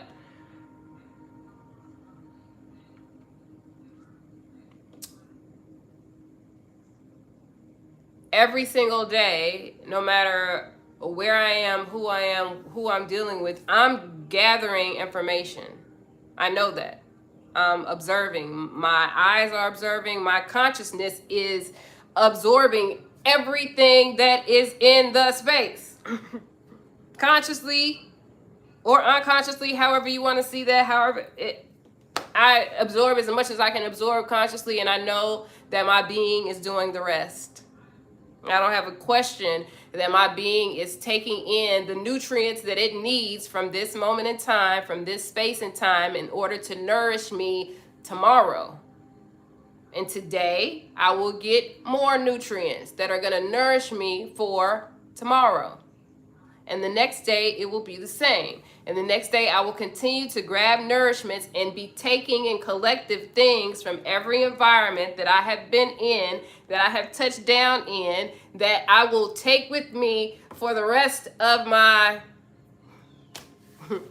however long.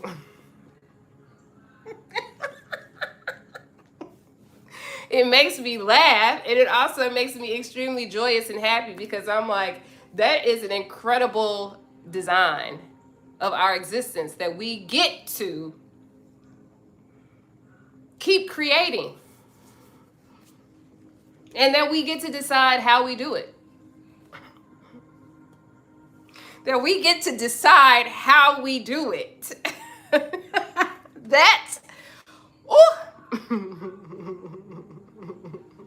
That we get to decide how we do it. Oh my God.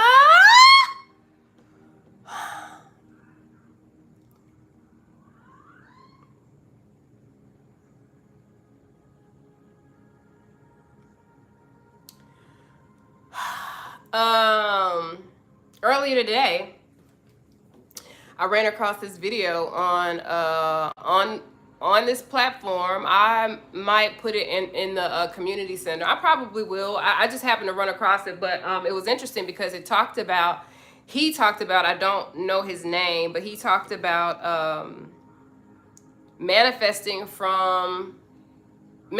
as a villain. And the first time I saw it, I was like, it doesn't really fit my vibe. You know what I mean? Like, I'm all love, you know? I'm all love. That's who I am. I am love. That's who I am.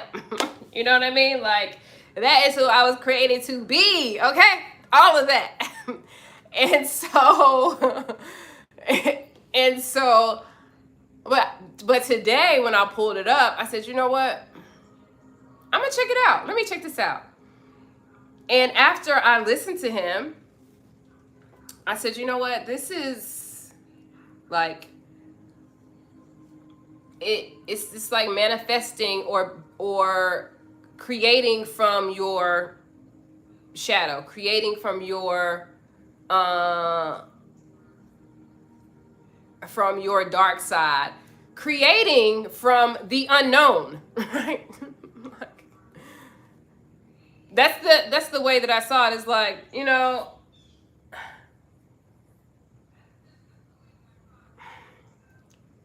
you we there's an idea of spirituality that, and I want to give credit by saying I think that most individuals know that spirituality is not about all light, lovey, blissful vibes, because there must be balance. On the spectrum is, it's not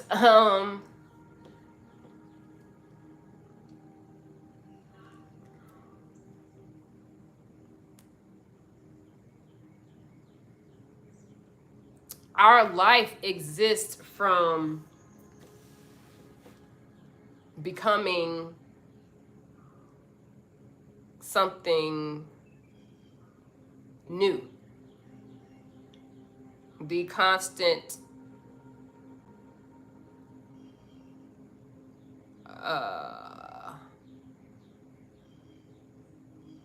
what word am I searching for? The constant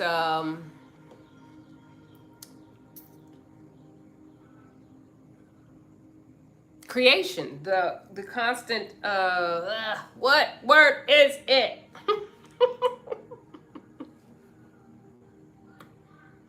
Action of creation, is that what I'm looking for?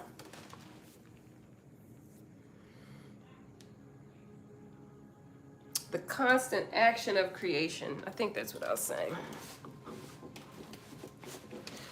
Oh, now the spider wants to come closer. Oh my gosh.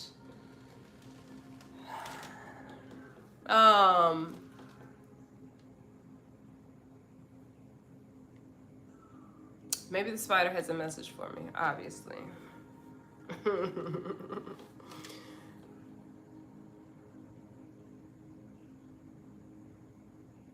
Yeah.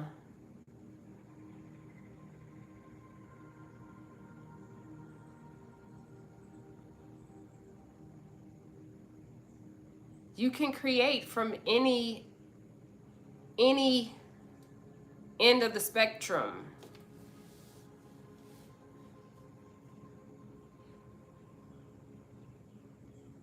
You can create from either end of the spectrum or any spectrum in between.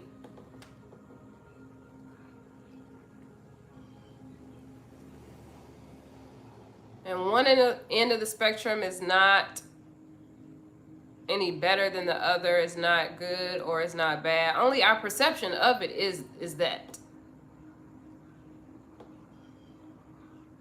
Only our belief structure that we have crafted ourselves over the span of time, which can be condensed down.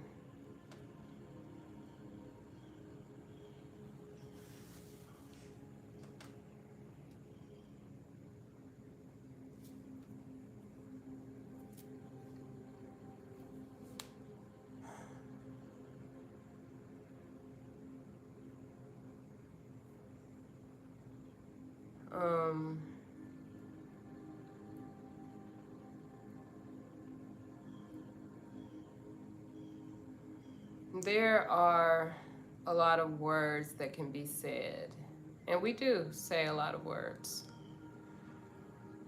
We say a lot.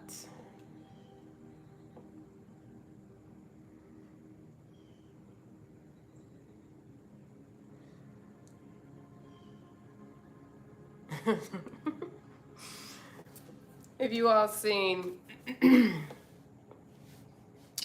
I've never seen the movie The Quiet Place, but I am seeing the advertisement,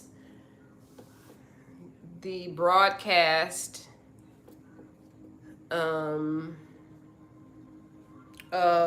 the upcoming movie. And each time I see that, I cannot help but to think the world is getting so loud with so many people screaming, wanting attention,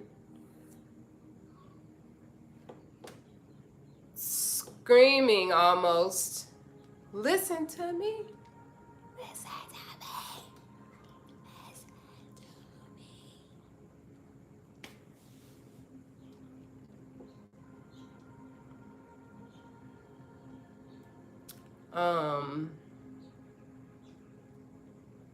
And it's like gonna force us to shut up. Just do your work. Just know yourself. Just create your life. Just be yourself. Just be an individual. The groups that we find ourselves in, all the labels that we are identifying ourselves as, all of these, all of the things that we have created along our journey of time that has created division, that creates an us versus them. And however that appears, as I'm saying that, I can hear myself saying us versus them as I have gone on this rant about spiritual workers versus people who don't work in spirit. It's still very much an us versus them. Oh no, but we do this. Well, I do it. I do it.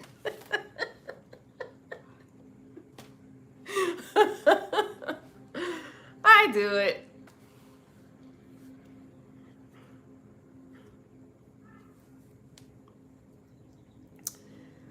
It's a constant accountability.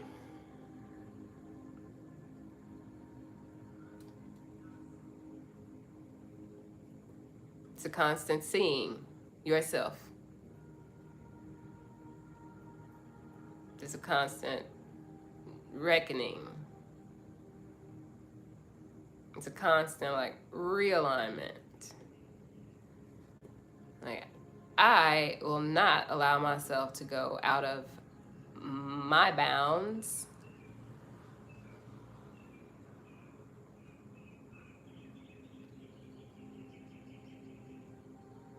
The work that is needed at this time. That is the work that is needed at this time as we continue to move through space and time and the times that we are approaching. I have no name for the times that we're approaching, and it doesn't have to do with really anything that we are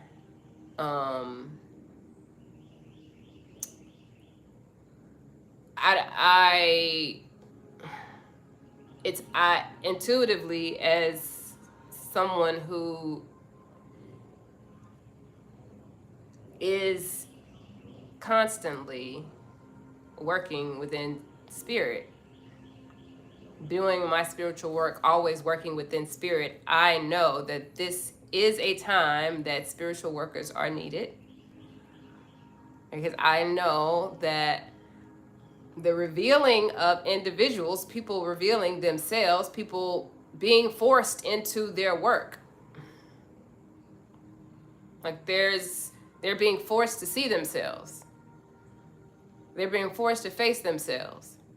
And everyone is not equipped to face themselves. They're not. They're not.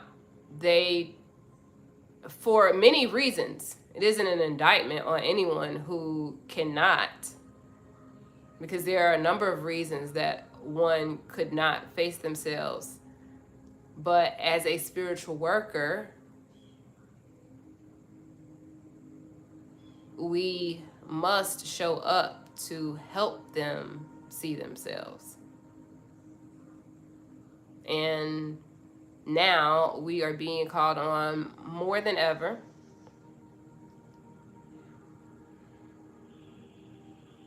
We are being called into our own work, because we must be there for the collective that are calling us. So, how long have I been on here? Let's pull the glasses forward. And 117 minutes. I think I'm going to give myself a break. And I won't stop the live, because it kind of defeats the purpose. I wanted to be on live throughout the day to truly show the day in the life of a spiritual worker. It doesn't stop. For me to put you on pause and stop, like, I mean, yeah, it doesn't make sense for me to do that. I'm going to allow you all to flow with me throughout the day. Well, you could just come with me, because that's what I'm here for. That is the reason I'm here. Okay, so let's see what we have. The Fool's Journey is a courageous lone traveler who is willing to step into the unknowns and fall into the universe, knowing it is all for us if we allow it to be so. Infinite potential. Indeed. Thank you, Megs Murphy. That's beautiful. Free will is beautiful when we are in authority of ourselves. Divine co-creations, lessons, seeking blessings. Meg, thank you so much for chiming in. Such a complex. Meg, if you're still here, I cannot wait to listen to this. Like, girl, what were you talking about? Let me pull up a chair. Let me get a drink, please. Please tell me. Tell me, what was all the juice? I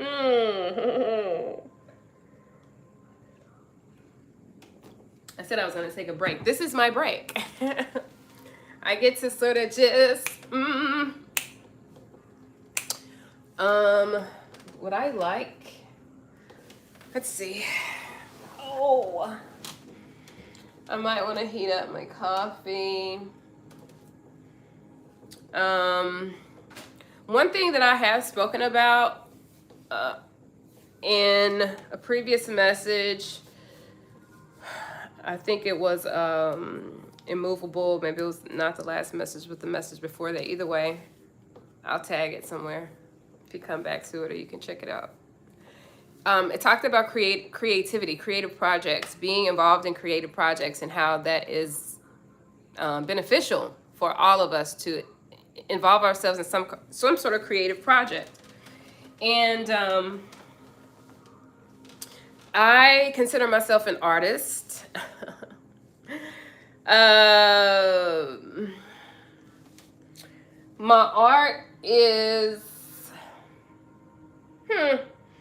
It's in everything, honestly. There's not anything that my art isn't in, like my space. I like to doodle. I'm not going to say draw. I do draw, but, I'm doodling right now. I've gotten away from drawing years ago when I was younger, but I'm getting back into it. So, but involving ourselves in creative projects will allow us to be in flow more often. um, you know, it is a challenge to trust your instincts, trust your guidance, trust your own knowledge, trust what you know to be true. It's a challenge because a lot of your, I won't say your entire, but a lot of your outside influence is subtly and blatantly telling you to ignore that. But I have really chosen up until this point to remain a background character because I have not been wanting to be a voice to tell anyone that they should do anything. Like, you should listen to yourself. Don't listen to me. I mean, everything that I'm saying is my experience, and I trust that. I believe that, which is why I continue to feed myself with my own self. I continue to listen to myself. I show up for myself. Today, I showed up for me. I wanted to, I speak to myself all the time. I record myself all the time. But today I wanted to come to this platform to relay what I feel, and what I see. It has been very beneficial for me to talk to myself, to pour back into myself, to give myself my own knowledge, my own higher guidance as knowledge to continue to guide me. But it can only serve me to a point if I do not serve the collective around me. That is my purpose. That's what I've agreed to do, is to be the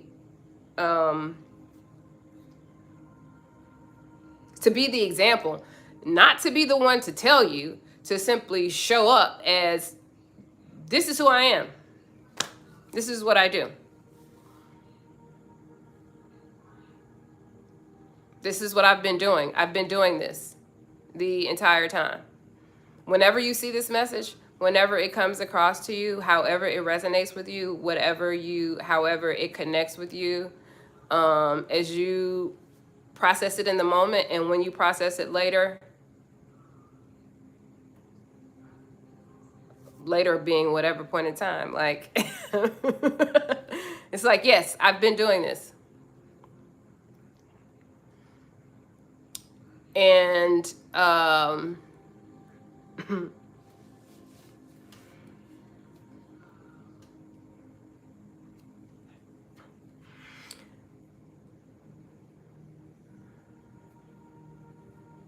this is a result of like actually doing the work, actually loving yourself through everything, all things. Like,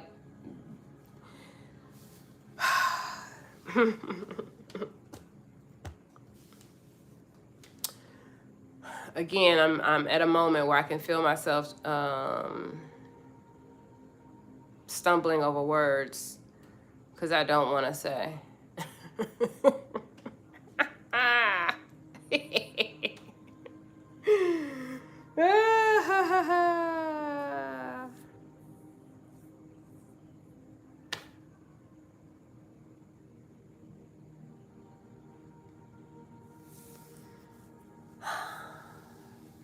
Love, love, love, love, love, love. She doesn't want to say. She does not want to say.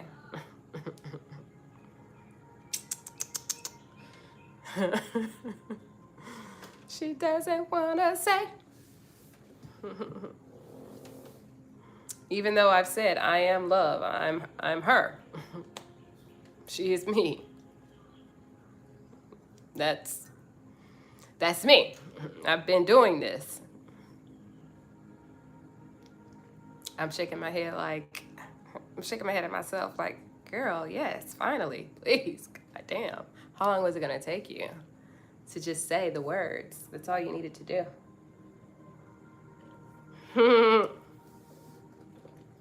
It's all you needed to do. That imprint.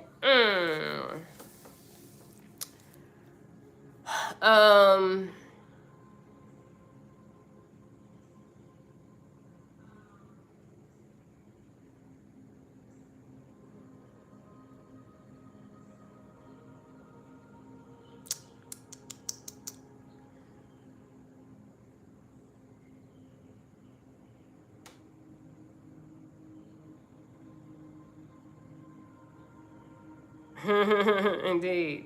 Yep, indeed. Yep, that's it.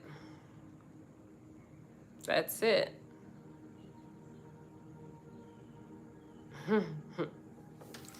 That's it. The embodiment of just being who you are, who you truly are. Like, accepting. That's it.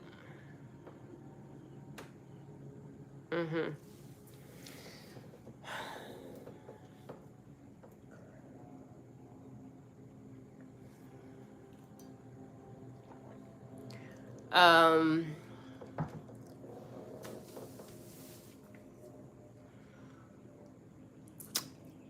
yeah, like I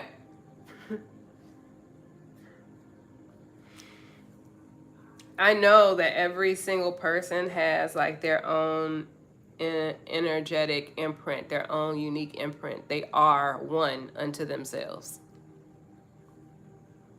We all are. We all are.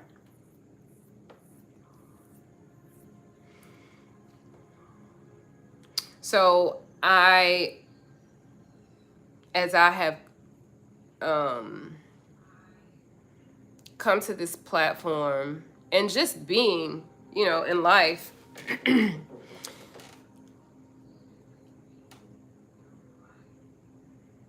can't tell you what you should do.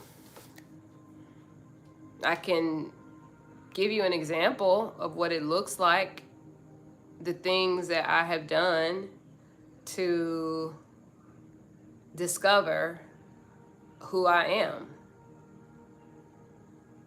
in the spirit, not just who I am right now, right here and right now. Who I embody, what I embody. It's like, it's a who.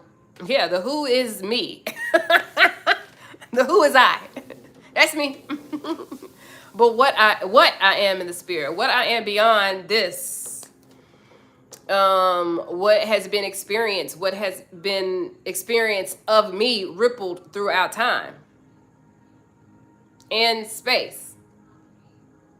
What is continuing to do that here and now?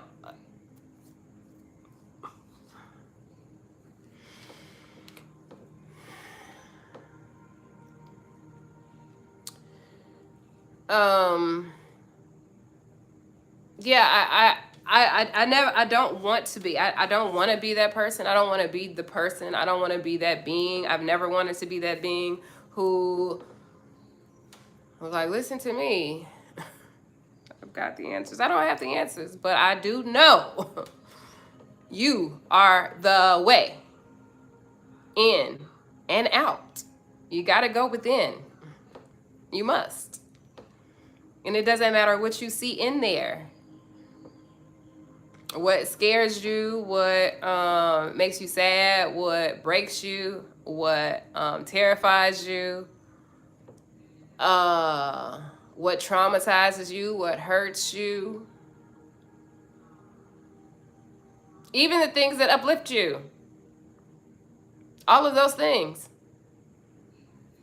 all of the beautiful things, all of the godly things, all of the divine things. It doesn't matter what you see in there. It's all you. It's all you. And it's okay to look in there and see it and be like, I don't like this. Or you like it. If you like it, baby, I love it for you. I love it for you.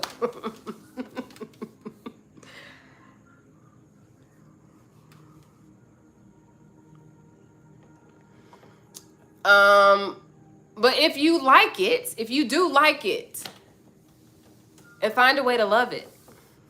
Find a way to love it. Even those things that, are the ugly things that, you have some affinity to. Obviously, it is serving some purpose for you. It is serving a purpose for you. It's a part of you. It must be serving you. But if it's not assisting you in your own growth and your own evolution, if it in your creation is now working against you, you need to find a way to employ this part of you in a way that must be beneficial, or they can no longer work for you. You have to, you.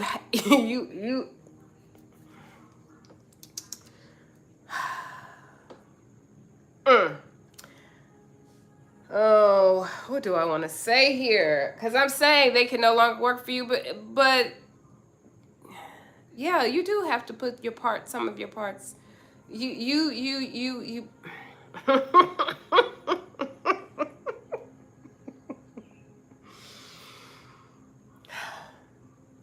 You place them in containers. You place them in containers. You must confine them until they are able to serve you. It's like, I heard someone say this once before. You can either serve God faithfully or unfaithfully, but either way, you're serving. You're serving God.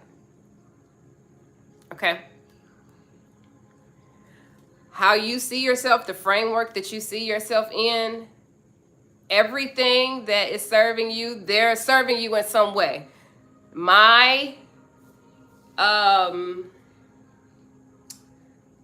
way that I have learned to operate is that I find ways for the parts of me that, how do I say this?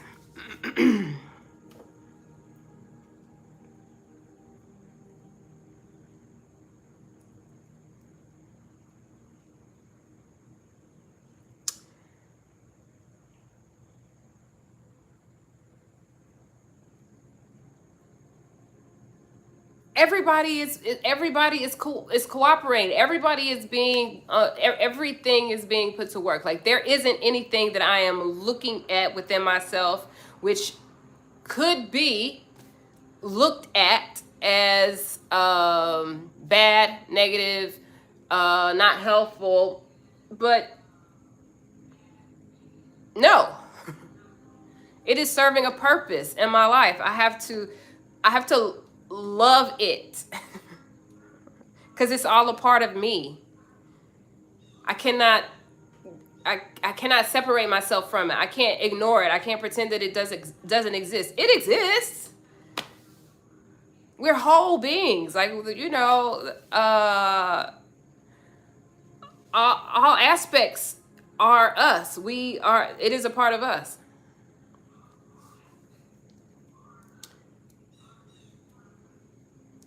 So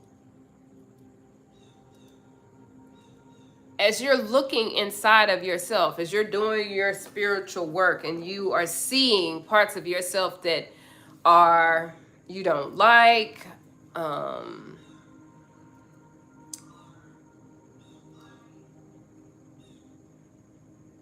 it's all a part of you. It's a part of you. And this inner work, like you may not actually recognize right now that it's inner work, because you're still looking outside of yourself. You're still looking at the people that are in your environment. Let me see if I can get just a little comfortable here. You're still looking at the people in your environment or the things in your environment, and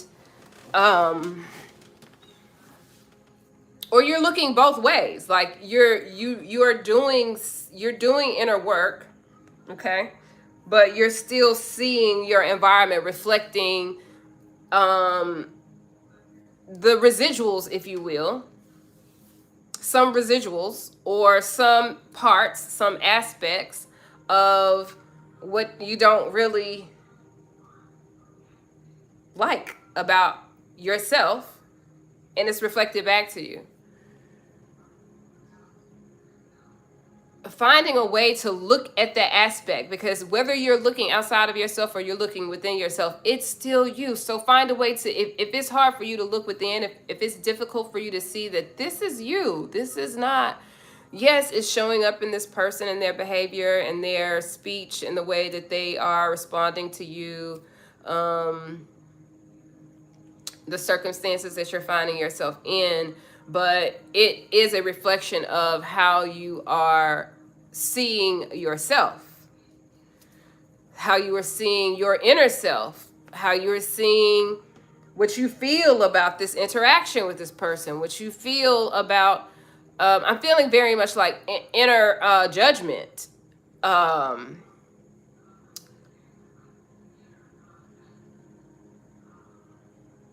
Like the environment is reflecting back to you, like the environment is reflecting back to you that you have done something wrong on some level, and so now you are looking internally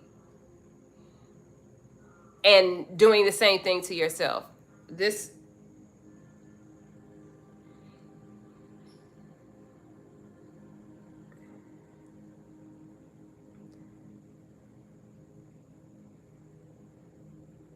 I feel like that was somebody's, but yeah, I feel like that was somebody's like that. I feel like that just came out of nowhere. I mean, like I feel like I was going there, but that sentence was like, that was not where I was going. That was something else.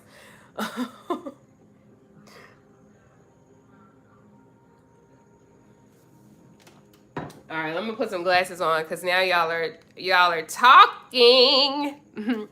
It's like the light and dark wolf both exist, but we can choose which one we feed or how much we allow them to roam freely. Yeah, like what are we allowing in our energy, and why when someone comes around with trash and boundaries are fun to learn. Uh, um,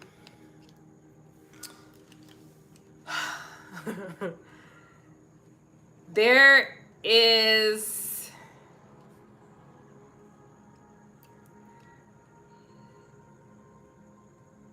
let me pause and let me slow myself down.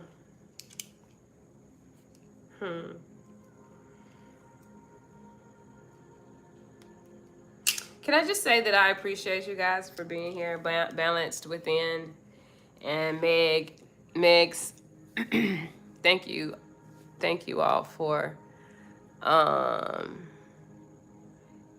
vibing with me, Terry too, and exchanging with me, because your energy is contributing to what is coming out here.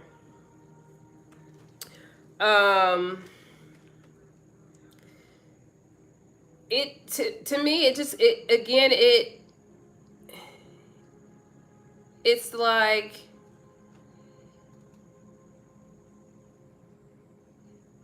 you are in some way. Let me read. I want to read what you said again, Megs. You said, what are we allowing in our energy, and why when someone comes around with trash energy boundaries are fun to learn. You're welcome. I feel like Each time we come encounter someone else,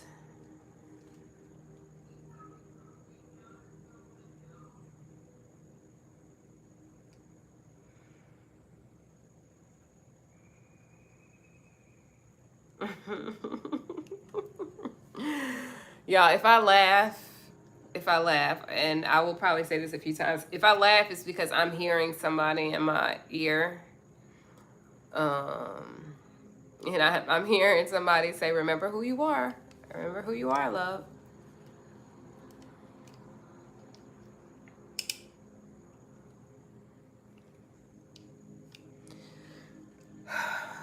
Um,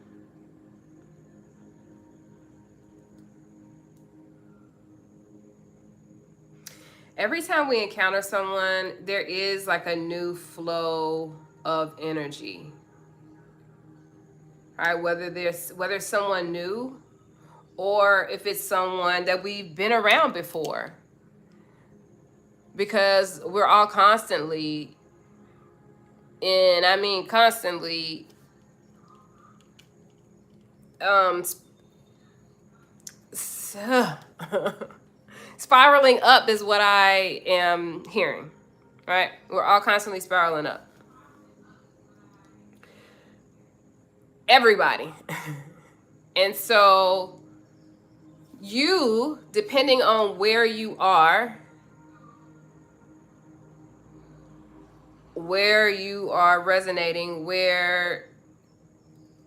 what the dominant resonance is for you. Depending on what the dominant resonance is for you, when you encounter someone, that person is automatically gonna resonate with you, because especially if your resonance is dominant, meaning, oh, okay, wow, this is interesting. Okay, let's see what's about to come out here.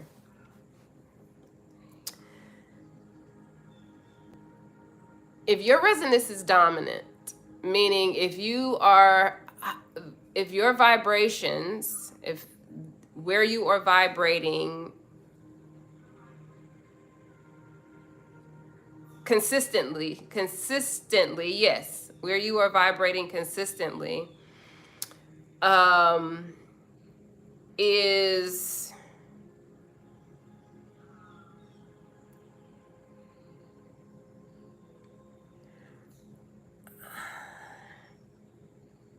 unfortunately, I can't find any other words other than saying like of a higher vibration.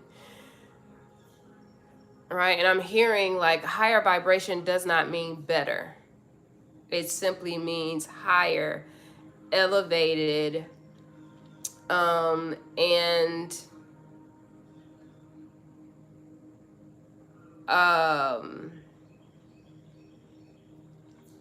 if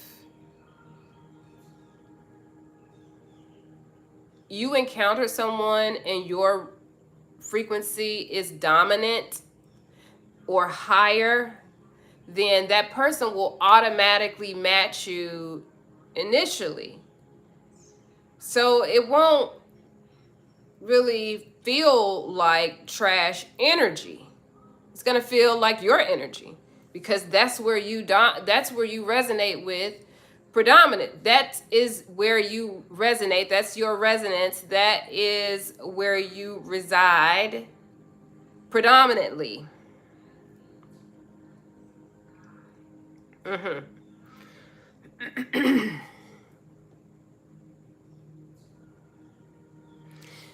And so we're constantly like calibrating. When we are with people, when we're around people, we're calibrating to meet them. Well, if you find yourself interacting with someone and you are,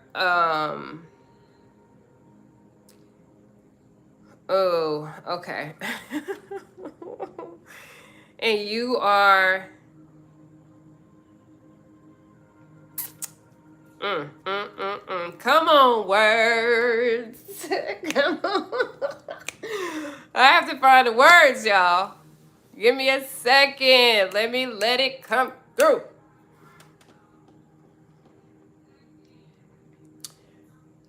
All right, so if you're constantly, if when you interact with someone and you are like, if you find yourself wavering in your calibration, like, you know where you resonate, where you know where you reside, okay? I just heard I just heard this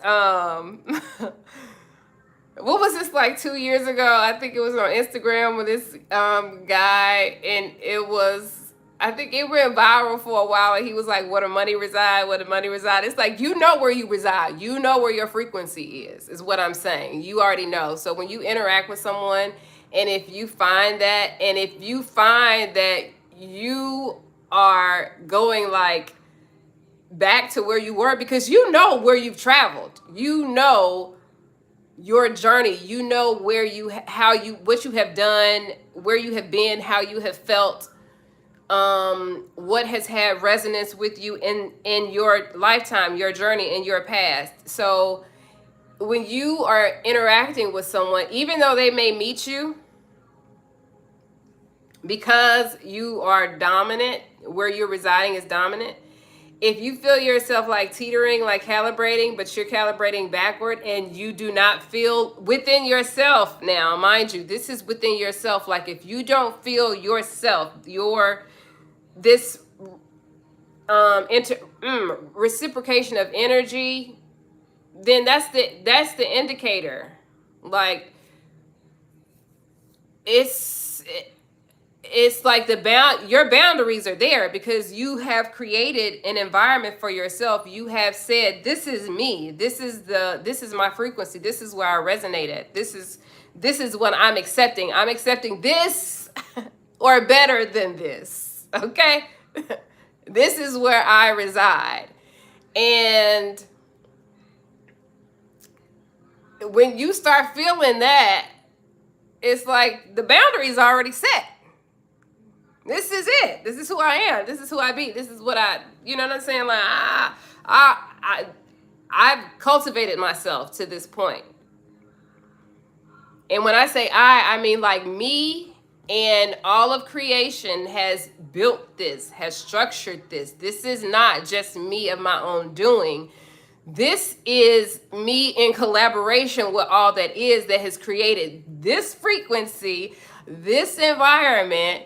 The boundary is that this is who I am. And if your resonance, if your energy doesn't match this, or doesn't equal this, or cannot remain in this frequency, I'm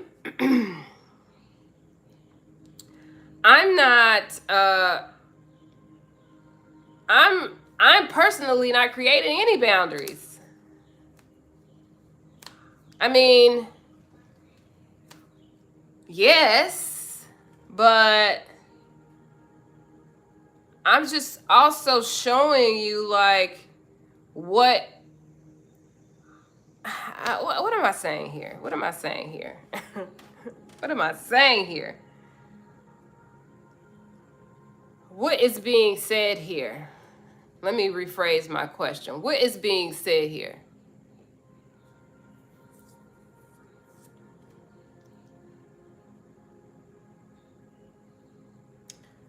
Your boundary, when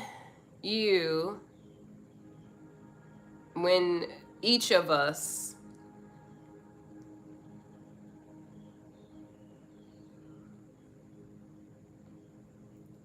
acknowledges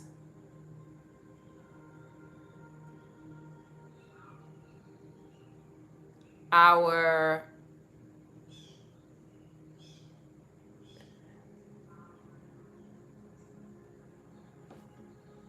individuality, like who we are within ourselves, despite the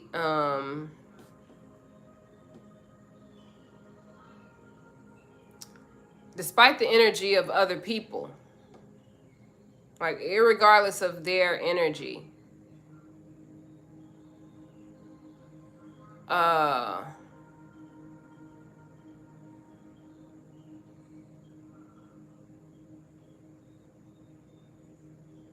because their energy is just a reflection on them. So despite their energy, you're still who you are. Your boundaries, your boundaries, who you are.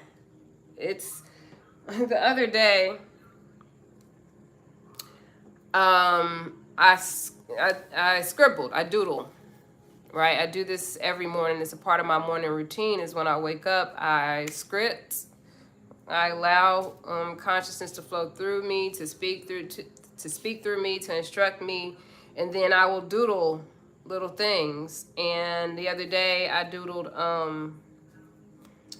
you know, me, and love was just all around it. And every single one of us, who we are, there are individuals, there are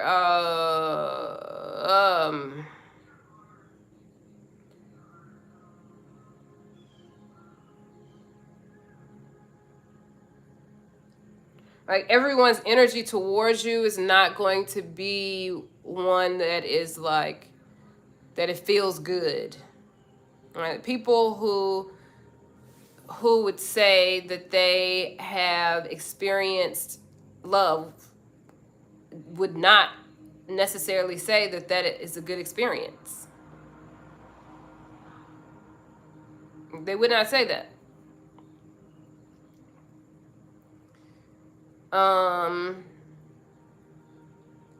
And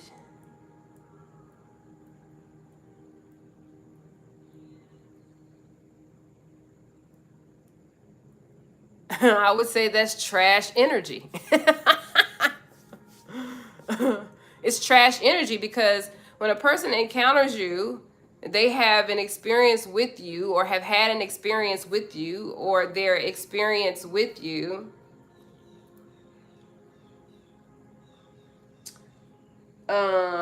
gives off like negative vibes. Is that what I'm saying?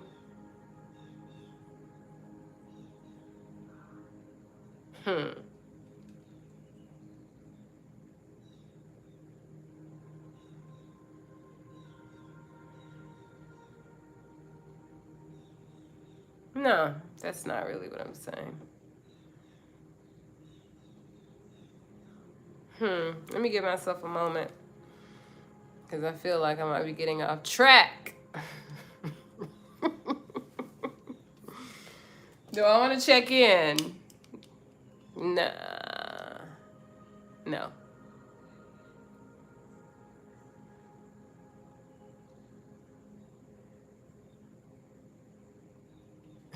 Yeah. Yeah. People who have experienced you, they have negative vibes against you, but it's still a reflection of who they are and not who you are. You're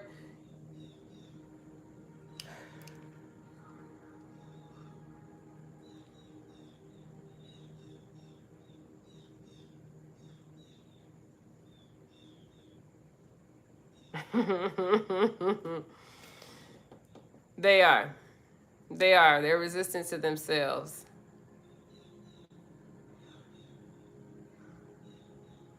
They're resistant to themselves. And you know, it's I feel as though it's like in every encounter with you, you all are just meeting each other um meeting each other differently.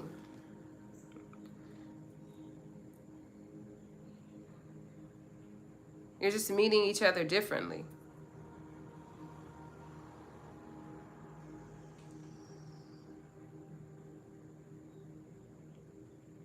Like, the person is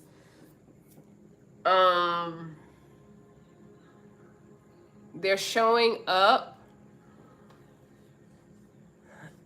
like they're showing up differently. Same, similar energy, but different. And it's true, it is different because we're constantly spinning up, but the resistance for them is still there. They're not allowing themselves to just surrender to themselves, to their own inner bad guy is really what I'm hearing. I'm hearing like their own inner bad guy. um like, a person who almost embodies their bad guy persona, but to their detriment, instead of allowing that bad guy to work for them, like to still use the qualities that, you know, can be leveraged, they can be utilized, but with focused intent, with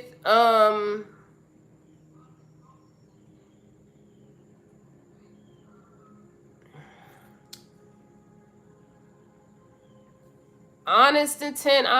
Doesn't really give me the full feel for what I want to say, but with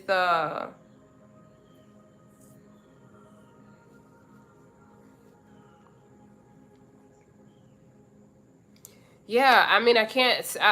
Integrity, I guess, is what I want to say. Like honor of self, right? Not to benefit someone else. Yeah, yes, with better alignment with their higher self, what their higher self sees for them, who their higher self is, who their higher self already knows themselves to be. And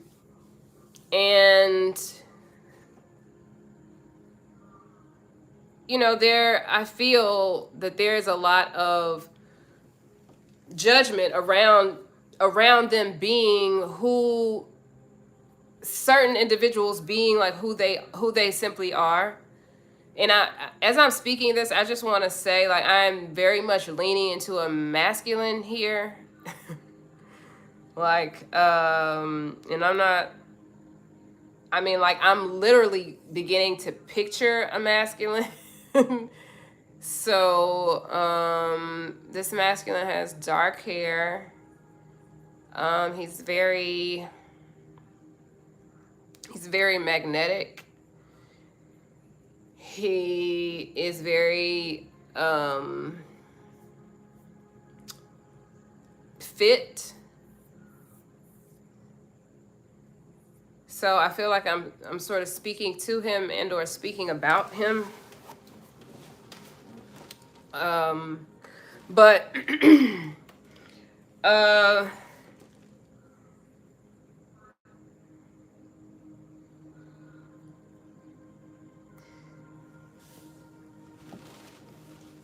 I feel like there's a lot of judgment around who they naturally are, the natural inclination to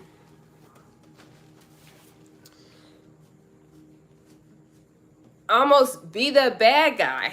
That's what I'm feeling. I keep hearing that, to be the bad guy.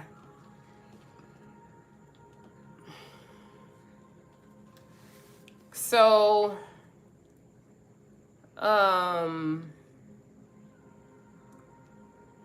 so there's a resistance to like meeting themselves, because when they meet that inner self, when they meet that portion of their inner self or that persona or that archetype, they're judging their own selves as being bad,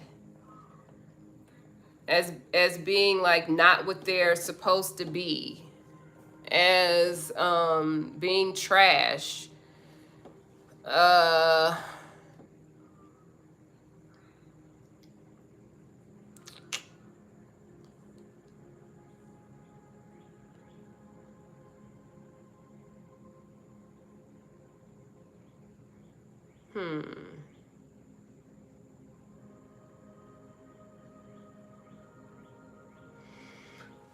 Um,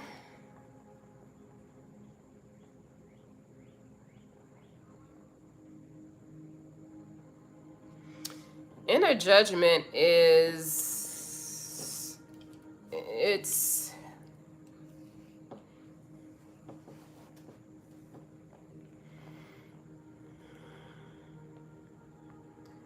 it's,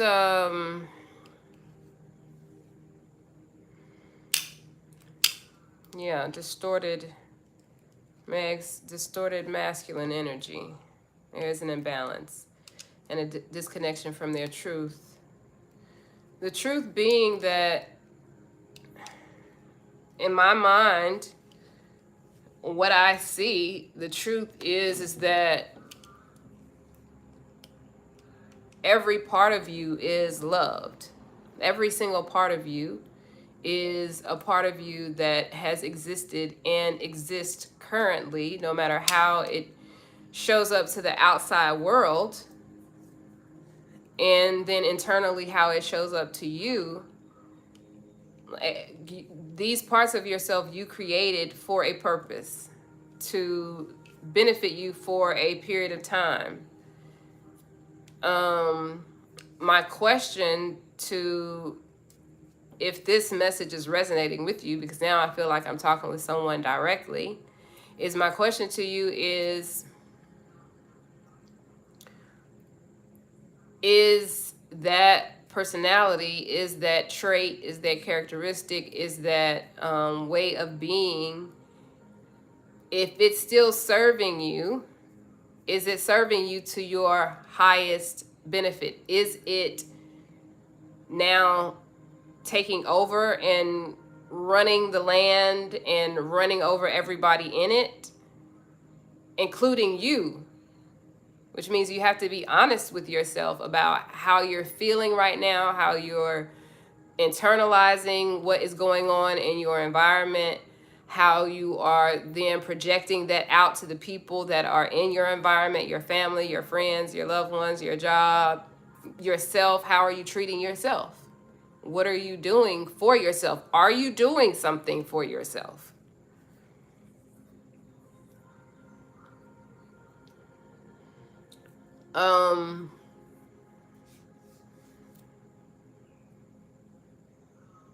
The truth is that you can make a choice in any given point in time, at any moment in time. You can decide that the way that you're living, how you're experiencing life, what you're feeling, what you're dealing with inside, how you're feeling, which is manifesting outside of yourself, how you look, how you feel in your body, what your life is like.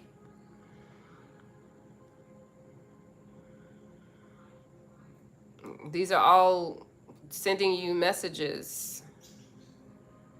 The things that you're hearing, the things that you're watching on television, the books that you're reading, everything is speaking to you, because it's always speaking to us, each and every one of us. It's always talking to us. It's always guiding us and telling us, speaking to us, directing us, playing with us.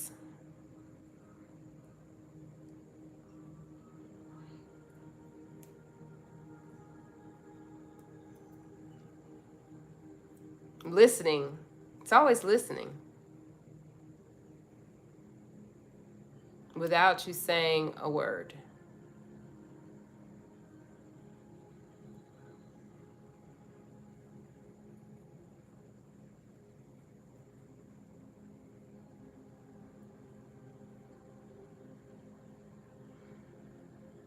Okay.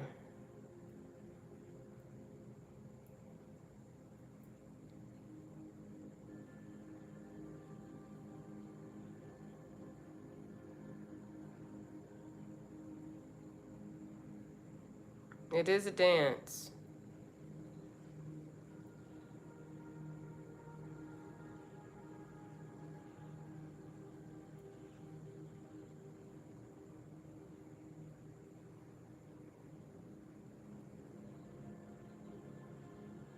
Hmm.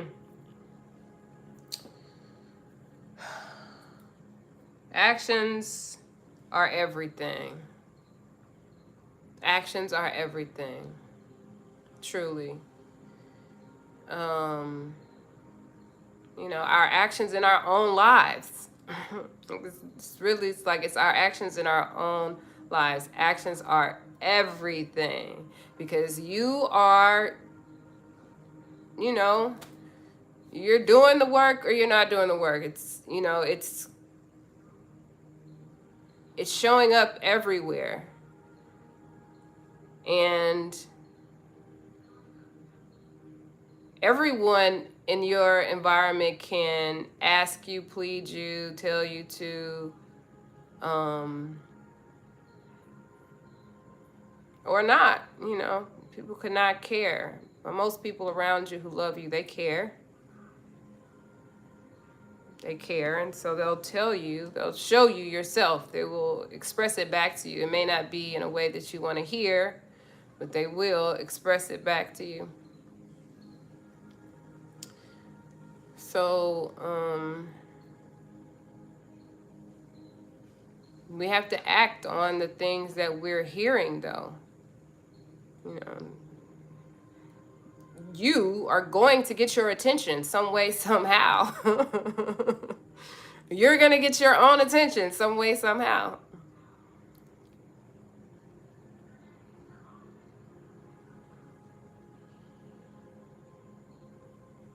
You're going to see that everything that you are doing in your life, all the actions that you're taking or not taking, the things that are getting you to where you want to be, or the things that are not getting you to the places that you want to be, or the things that you are doing that are delaying something, something. We are creative beings, so we're always creating. We're always forward looking.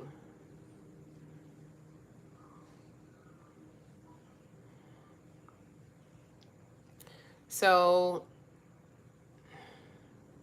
again, you will be at some point asking yourself, for why did I continue to resist my own growth? Why did I continue to resist my own self? Why did I mean, as I'm saying these words, I'm gonna look back at this video, I feel, or I'm gonna listen to it later tonight, and I'm gonna laugh like, yeah, girl, why?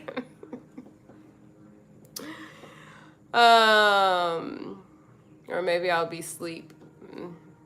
Who knows? I don't know, but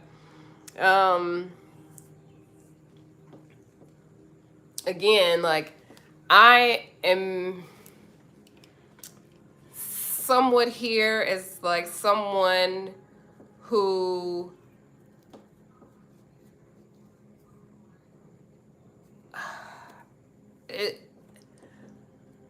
I'm not. What I'm feeling coming is like I'm someone here to sound the alarm. I'm not sounding any alarm. I'm just saying, like,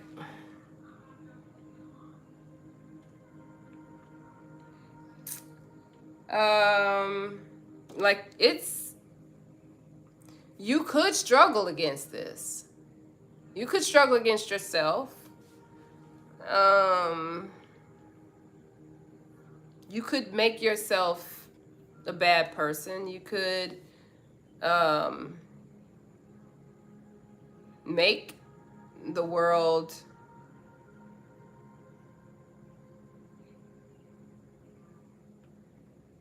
mad at you, or angry at you, or you could do all of those things. But why? Why go through all of that resistance? You could, be at odds with things You could be at odds with yourself. You could be at odds with things like, there is someone that I spar with, sometimes, right? And maybe I think that's a good word to use, because we spar, because I do think that it is necessary for there to be some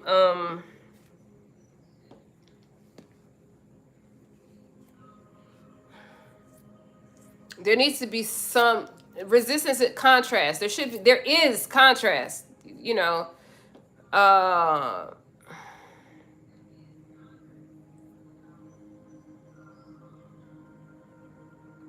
that is, I think, a part of Meg's, what you said about boundaries, if you will, is like there, as all of us are becoming more individualistic, like actually being our truest authentic selves, actually activating our selves, our full selves, and allowing that to radiate outside of us, that dang girl, now I forgot what you said. I be thinking my thoughts because I be so wordy.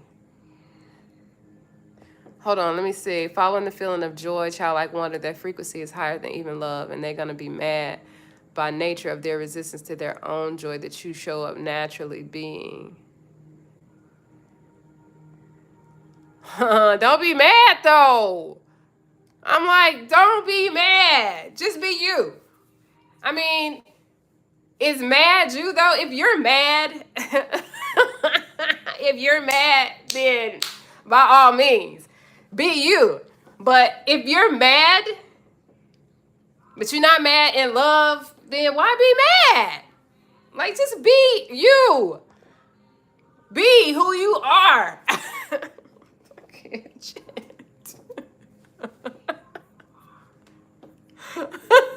Just be you. Yeah, listen. Okay, let me just say this. Earlier today, I was like, I really just be here. I'm just here minding my business. You know what I'm saying? I just be me. I'm just here being me. I'm just out here loving on me and then loving on all the people.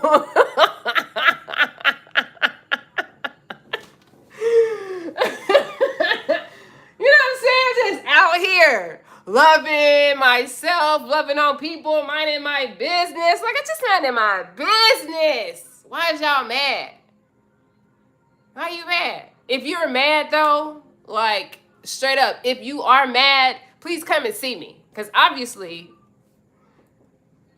it's love. Obviously. But, bro, other than that, please. For what?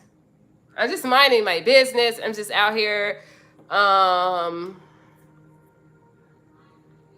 chilling, right? Like what I'm doing right now. I'm just chilling. I'm just talking. I'm just flowing with life as it comes.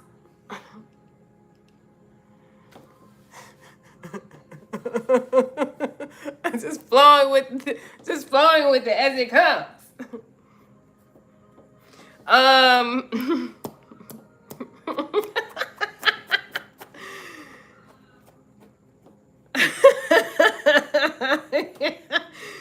So, like, for real, I could laugh if I have something to laugh. How dare you?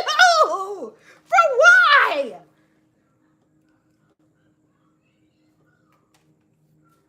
Why are y'all resisting this? Please tell me why y'all resisting love. Why are y'all resisting love? This is not even about me. This is not about me. This is not about me. Why are you resisting love?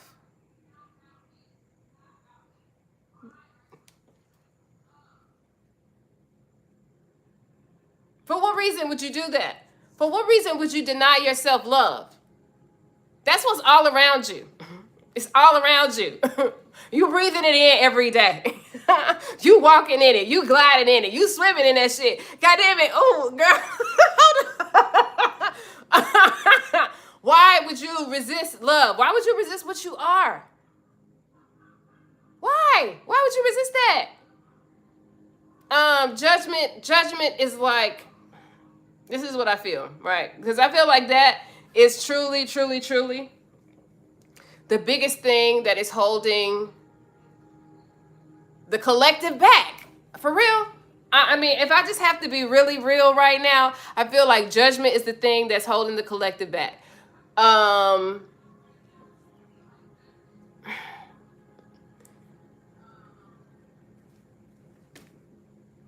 You're only judging yourself. Nothing else is judging you. There is not another thing. There is no thing. Nothing. There's nothing that is judging you other than you judging you for whatever you've done over all the times that what you did today, what you did last night, what I said to them, what I thought in my head, all of the things. They're all of the things.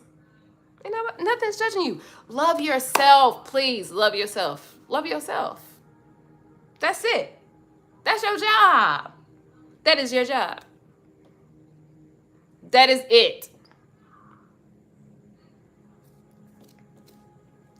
That's it.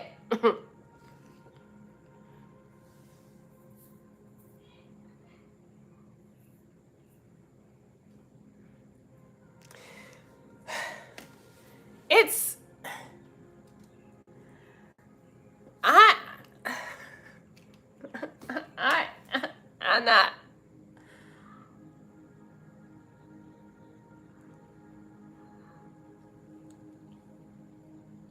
I'm not I have not. I don't judge. I do not judge people. I have thoughts about people. I have plenty thoughts about people. I have plenty thoughts about things. There are plenty thoughts that flow through my mind about things.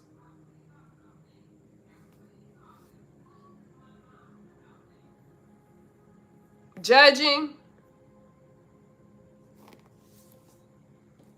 No. No. I'm not judging. I'm not gonna judge. I cannot judge. Why would I judge? I'm not judging myself. I'm not judging myself. I'm loving myself. Because that is who I be. And that is who we all can discover that we are. We are all loved by the same energy that created me.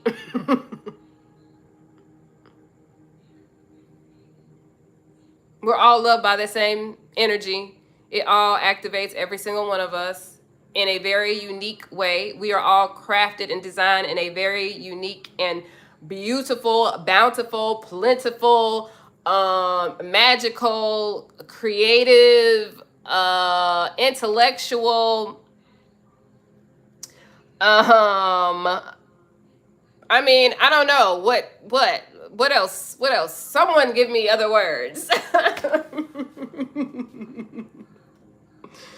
Divine. Some people may be averse to the word divine. Okay. Let me see. Crafty. I don't know, but marvelous. We're all created in all of these different ways, no matter how we have been perceived in the eyes of those around us, what the energy or the environment around us has reflected back to us of what we are, how the environment is and has actually utilized our own energy in order to manipulate our view of ourselves. No, regardless of all of that, love still exists right here and right now to show you that no matter what is reflected back to you, there's no judgment. You have a specific place in all of existence. You have a specific role. You have a specific purpose. It is assigned to who you are. It is assigned to who you be. It is assigned to your energetic imprint. It is designed to your I don't want to call it a personality type, but it is a part of your makeup. There's something about you specifically, like there's something about you that is specifically designed for existence to be, to hold itself, to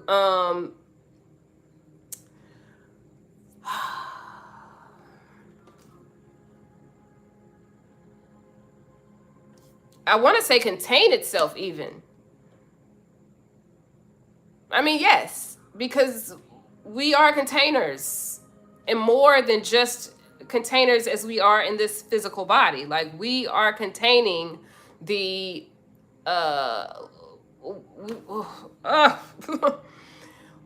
I am feeling like we are all containing, like we're all holding up like parts of the universe. Where does that come from? Where does that come from? What is being said here? You know what is being said. You know what is being said.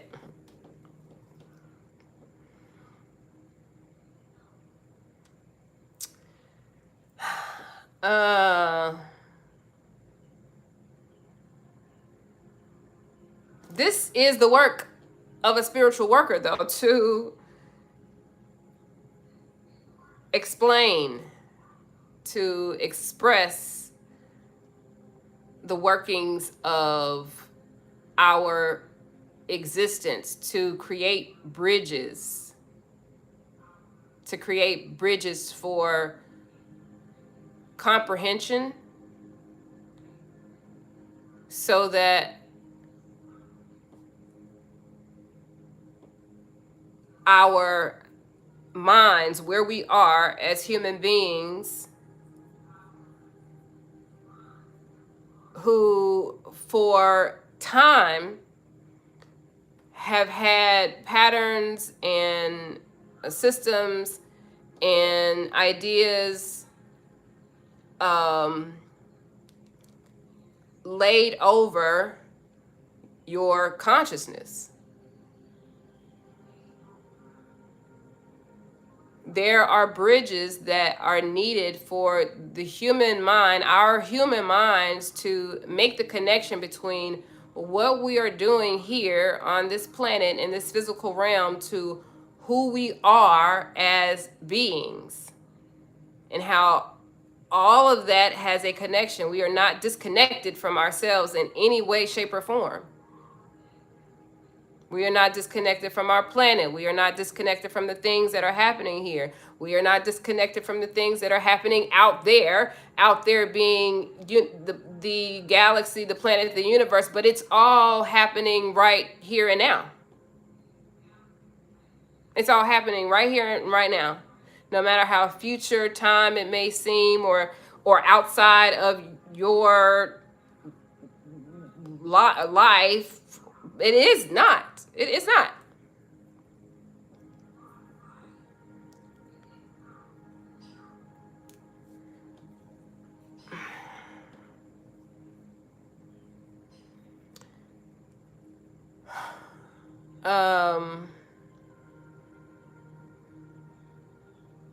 Yeah. It's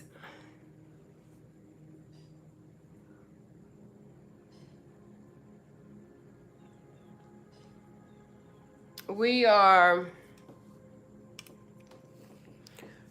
let's see, we are every skill set of every lifetime remembered in this lifetime, because yes,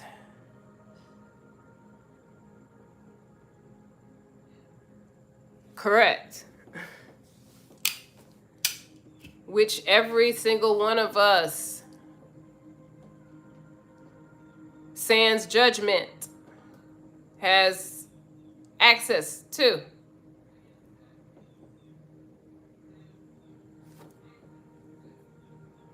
Every single one of us has access to the channel that is your own. It's your own channel.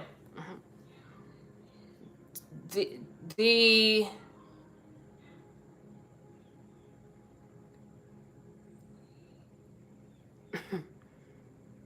clear communication of who you are, what you are, where you are in space and time, your design, where you came from, where you are going, where you are supposed to be. All of that is happening for you right now, right time, and right now. Yes, right now, right time. Yep, that too. Right here, right now. It's all happening right here and right now. Sans judgment, it's all happening for all of us, but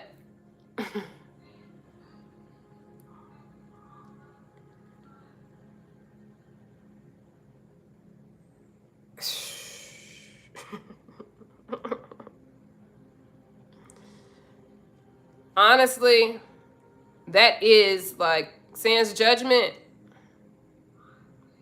and the depth of that.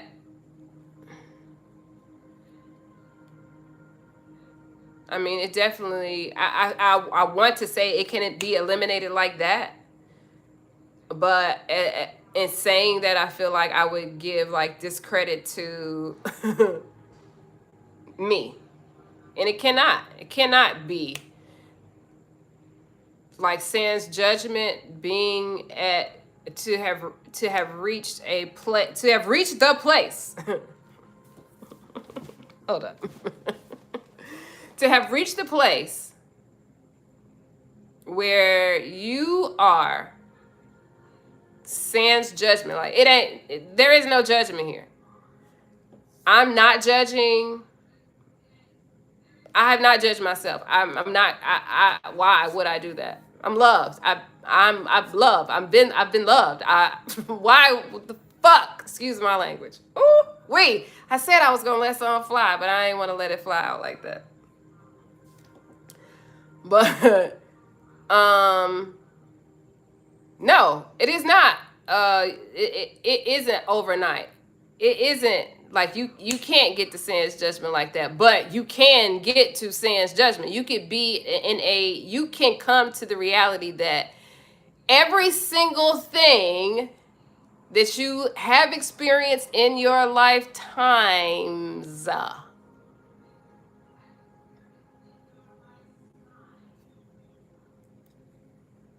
are the result of love, of you loving yourself, of you designing something for yourself, something that would benefit yourself at a space and time that would then show up again to benefit you in a space and time. Now, how those are showing up in your life at this moment in time could be varied, but it's all still you. It's all still for the love of you. It's all still like there's nothing outside of that.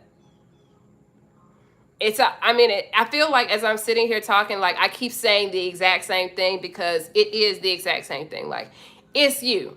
It doesn't matter like where you turn, like where you're going, like what you're facing, like what's going on in your life, like who's showing up, like what is good, like what is bad. Like all of it is a product of you in some way, shape, or form, sharpening you for a new level of your own self. Now, how you as the person listening to what I'm saying have chosen at this space and time to create, I would say, a huge contrasting experience for yourself. Meaning it is contrasting enough to drive home an extremely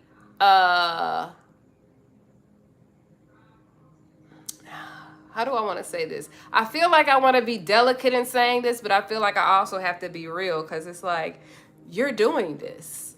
You've decided to create this contrasting experience for yourself.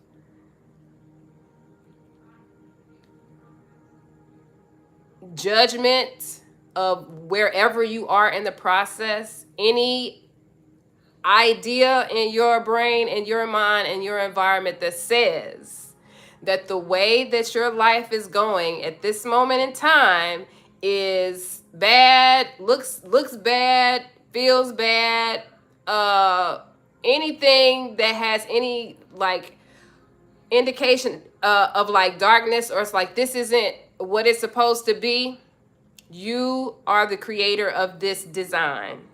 You have created this design for a reason, right? It's serving you for a purpose. It is your responsibility as the author of this design, as the creator of this design, to define why you've created this. Why have you created this situation for yourself? Why have you chosen this angle, this view, in order to propel yourself to where your next spot is, where you are going next? Why have you done that? Search the place, search the environment.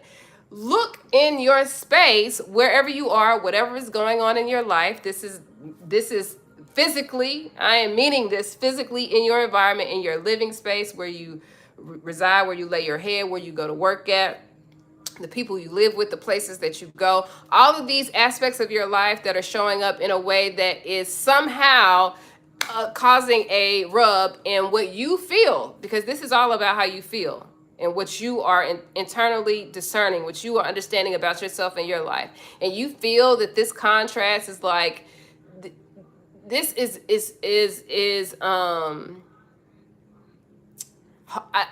feeling like hard for me. Then why have you chosen to do this? What is it about this environment? What are you trying to teach yourself? Because this is you are a self-taught being.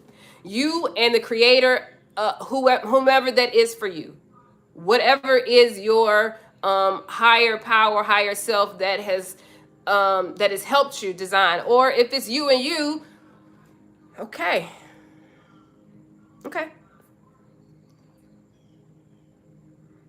So why have you decided to create this for yourself? What is it that you are attempting to become?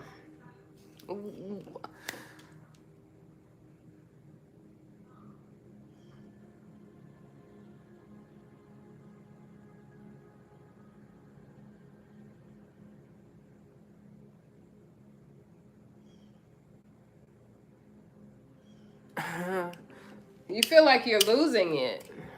Who is this talking? Let me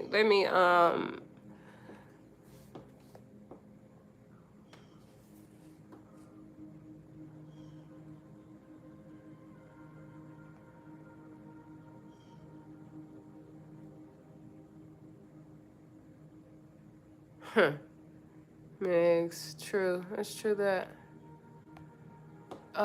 it's definitely it's a gift for sure, and it is an extremely heavy experience. That is an understatement, girl. You know what? I want to speak to, like, I do want to speak to. Okay. I do want to speak to this Saliv Smith in the celibate. Well, not necessarily about the celibacy, but like I feel like I'm losing it. So I want to speak to that, right? Because when people say I feel like I'm losing it, it brings, that means something different for a lot of people. And when I hear that, I'm always curious as to what is it that is causing an individual to feel like they're losing it. What is actually happening? Thinking, feeling this bringing up on my life, manifestation, abundance, and on top of all things, healing within myself. But I told him, I'm like, where the money is at? I'm not really sure what you're saying, but thinking, feeling this bringing up.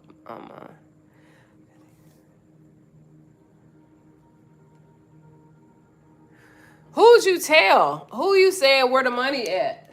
Who are you talking to? Are you talking to yourself, or are you talking to somebody else? That is my question for you. Who are you asking where the money at?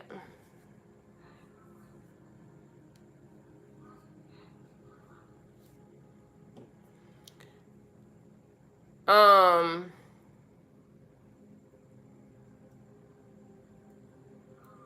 where is the money at?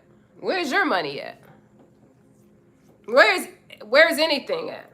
Anything that we own, anything that we have, anything that we desire. Where is it? We got it. We all got it. We got our own money. We got our own bag.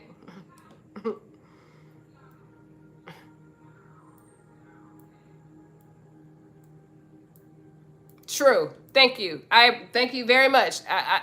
Let's please let me read your comment all the way, Megs, because I just want to make sure before I just hop on and say I understand what you're saying. So the money needs to be reframed into energetic currency if there's no equal exchange. Please, yes. Let the church say amen, or excuse me, may the church say our lady, because we are in the church of Lady Love right now. We'll say both. Okay, yes. Where the money at?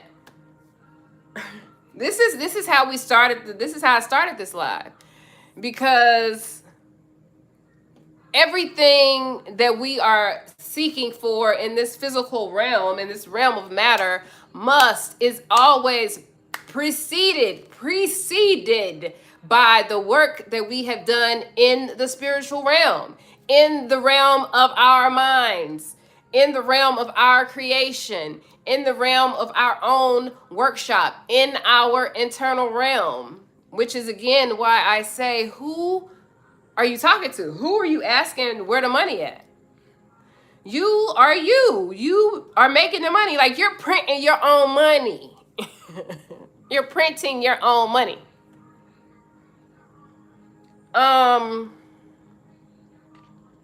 But what you are doing must align. Where you created the money at in the spiritual realm, it must manifest. It must come down the line. It is coming down the line. It's not, it must, like, that's just, like, I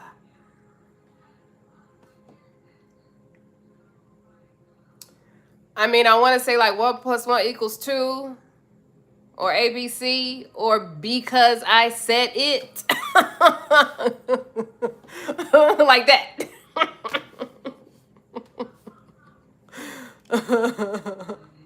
But it does. You're right. The money reacts. Yeah. The physical manifestation is a reaction of what you've already created, what you've already manifested, what you've already said, what you've already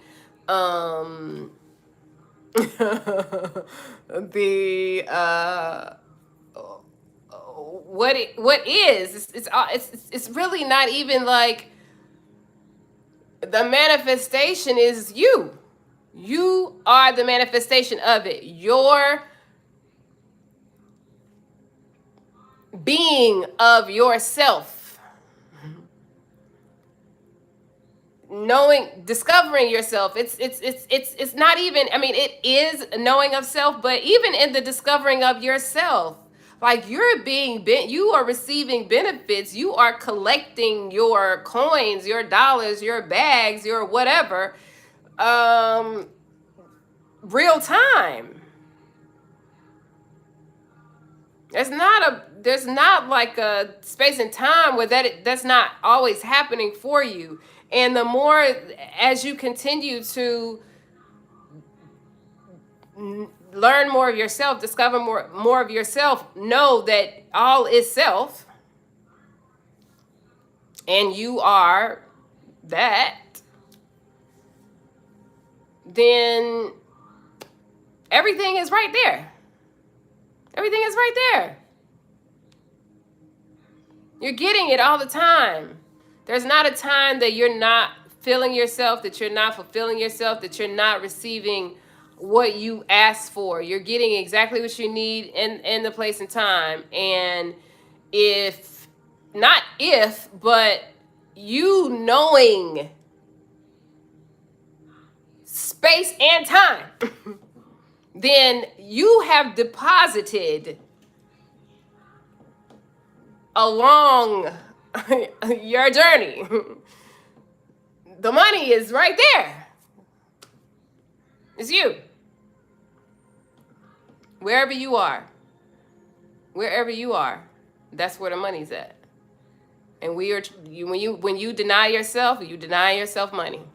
What did I say earlier? Where the money resides. You where the money reside. You are where the money resides.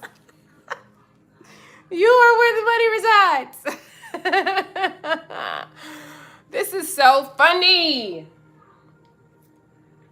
This is so funny. You are where the money resides. This is interesting. So, it is, I mean, what I'm saying, yeah. Yeah. Yeah.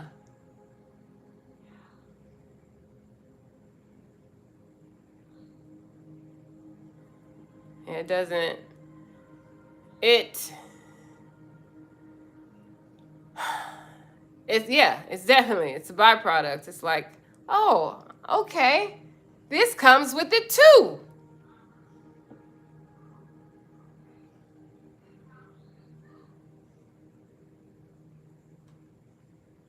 Yeah. I would say all the time, actually, Megs. I would say all the time people come around for your energy. Because your energy is your purpose. That's why you're here. And let's see. What did you say? Oh, I didn't let you finish. If you're not able to see that, and if you're not able to see that they are delaying your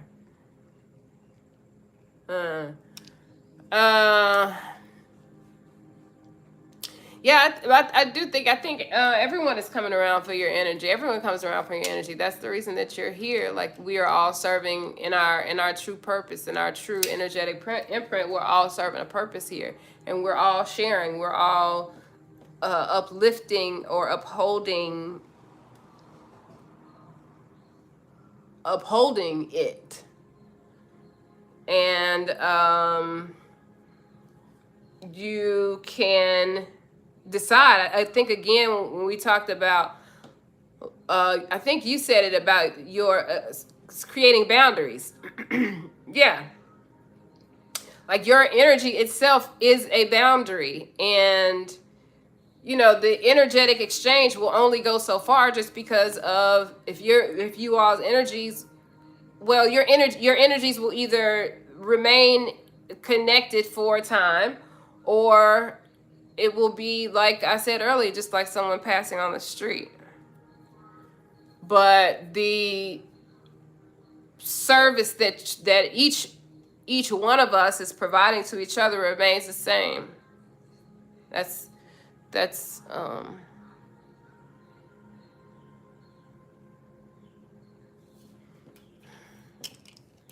see. You're saying then you're choosing to lower your vibration to that person's self-limited beliefs. Sharing energetic space with that individual causes a level of self-abandonment, thereby blocking. That is your belief that your blessings are blocked is the only thing that's blocking your blessings. You could be in the space of a lot of people that because we live in an environment where we can isolate ourselves, but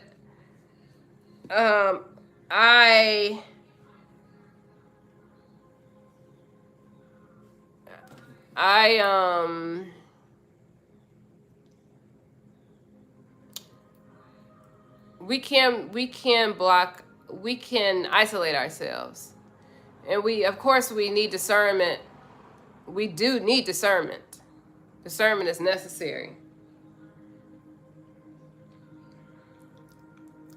or your frequency has discernment. What contains you, what defines you, what shapes you has its own discernment. So even in being in spaces with people for whatever the length of time is, it could be momentarily or for extended period of times, remaining in your frequency is, I mean, that is as protection as anything, and it doesn't require anything. It doesn't even require a thought of how um,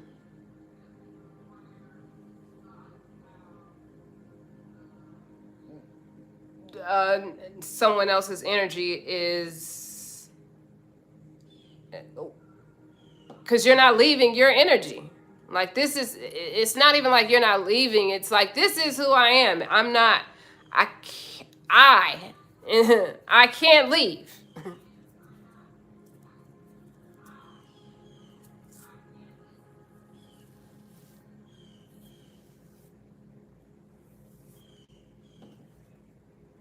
So,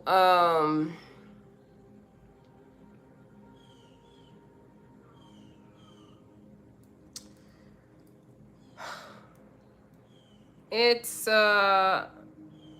today is an interesting day to, as I sit here and I speak and I communicate with you all, and I'm, listening to myself, um, discovering our individual most authentic self as we are in the here and now is something that is constantly happening. And I have simply reached a point where I no longer resist it. And the each time that I have allowed myself to allow, trusting, knowing what is true, I've never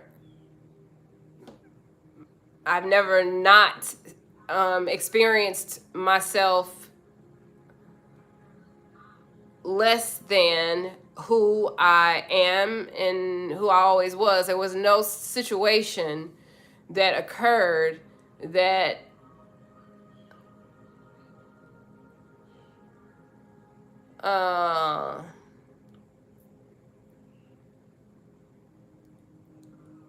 there was no situation that occurred that allowed me to like lose sight of myself.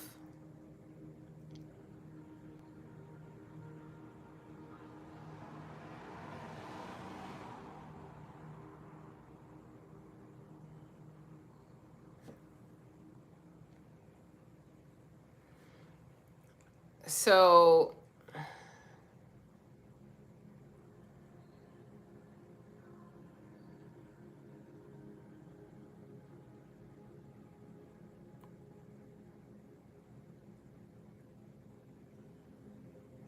what I have discovered, or what I continue to discover, and I know that what I will continue to discover,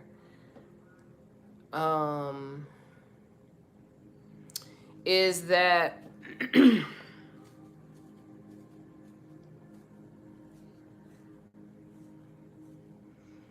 um,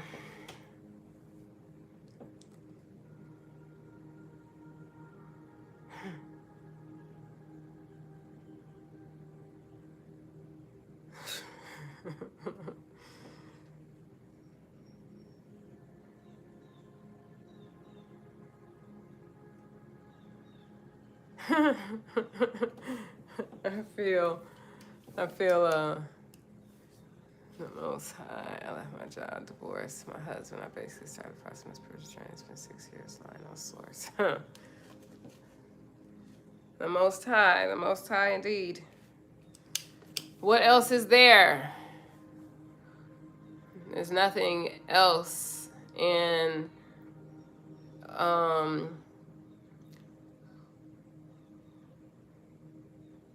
the honor, I would say, in being the honor in like being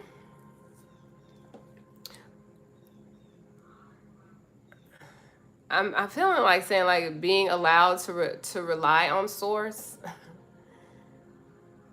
uh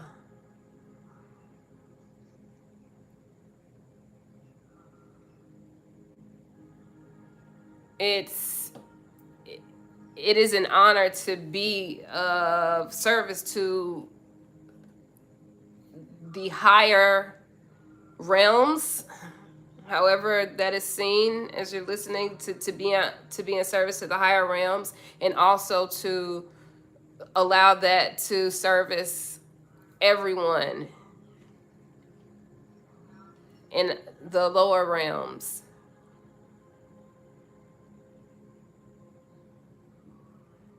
And really the absolute beauty in that the only thing that is asked of any and all of us is just to be ourselves. And ourselves is just pure. Ourselves is just belief. Ourselves is just creativity. Ourselves is just,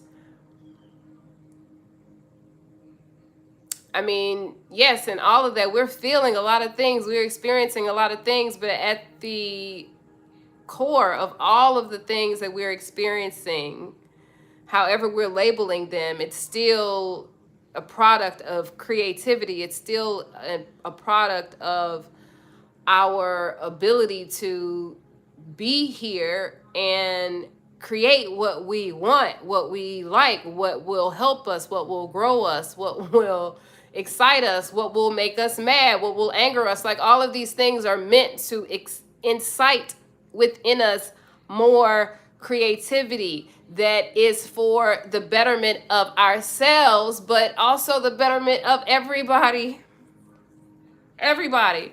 The hires, the us, anyone who is wherever. I mean, it's like, I'm like,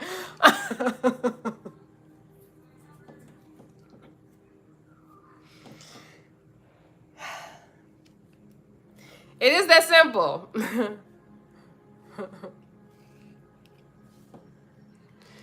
It is that simple. But one of the things that I talked about here, I'm gonna keep bringing it up because it is like the balance. Because okay, right, Sylvan, you spoke about. Am I saying that right, Sylvan? Sylv, you spoke about where's the bag at? We are living in the physical realm, and so this environment, this system has created it where we must produce currency in order for us to live. So as individuals who are working, right? This is work. This isn't this is heavy lifting. Right? That's what this is the thing that I said the other day, and the thing that I want to say, and one of the things that I really wanted to drive home in this live today is that spiritual workers, spiritual practitioners, this is heavy lifting. We are creating with words, also with our own experiences, a bridge that actually exists for everybody. We can all access it. Do you know what that means? You know what that means? What type of world that could be created, that actually is being created. But there is a group of individuals who this is the work. Like we've created this pathway. We created it, right? We created the pathway. But there is not a balance of exchange in order to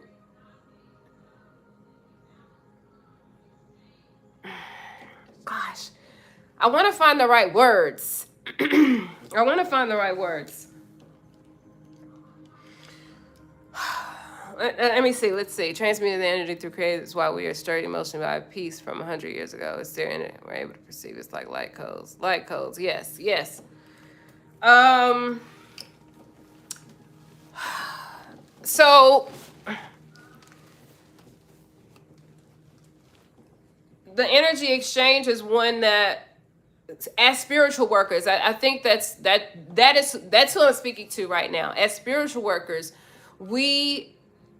it's imperative for us to show that our work is real work. It is heavy lifting. It is like, just like physical work, people who are doing manual labor, doctors, people who are working with their hands, other people who are working with their minds. That's real work. They get paid for that work. Therapists, that emotional work, that's heavy lifting.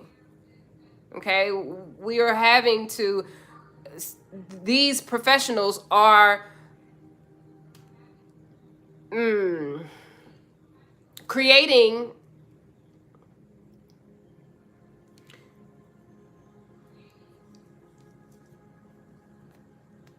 in various ways. They're creating pathways to solutions for individuals who are experiencing problems, experiencing challenges, experiencing obstacles. Well, we spiritual workers, we are living at a time when we are looking outward and we are seeing that our collective are dealing with challenges, obstacles that are spiritual in nature. We are doing the work because we've always done the work. We paved this pathway, we paved this bridge so that when this time came, we would be able to show this is how you rectify this. So now that we are here, we must now create, as we are creating, we are continuing to create this structure. We have to create this balance. We have to, what word am I saying? Advocate is the word that I'm coming up with. We have to advocate for balance. We're not advocating for money. Money is a byproduct. We're advocating for balance, and the balance is spiritual work is necessary. You have to do it. We're doing it. We've been doing it for the collective since. And now we're here at this place of time. And now we have reached a time where all must be, this is a part of our growth as a collective, as existence, as we continue to grow as beings, as individuals, as humans, as I feel like I want to get more narrowed down, but as human beings, as individuals, and as our children and grandchildren go on to grow and live, they will need this framework. They're going to need this framework.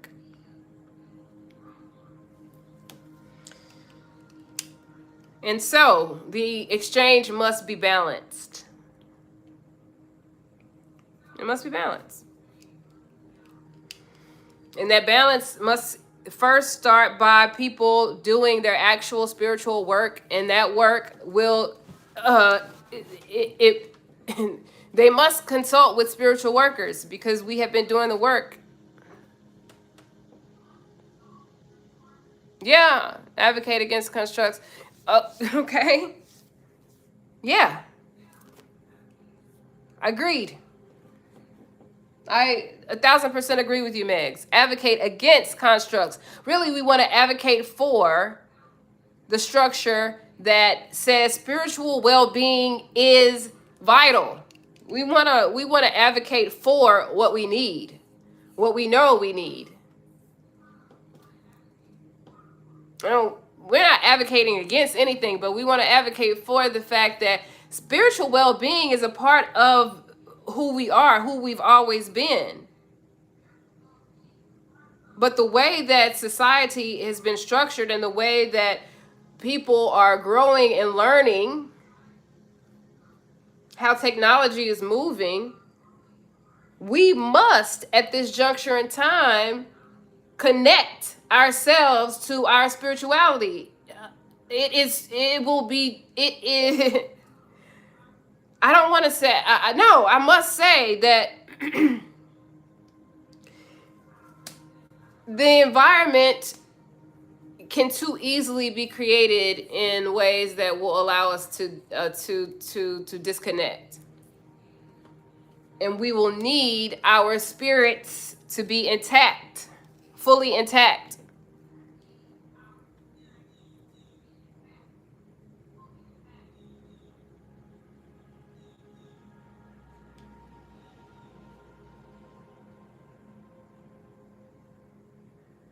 Imagine being a workaholic and to stop relying on sources that I can't see with my eyes and trust, believe it. Imagine.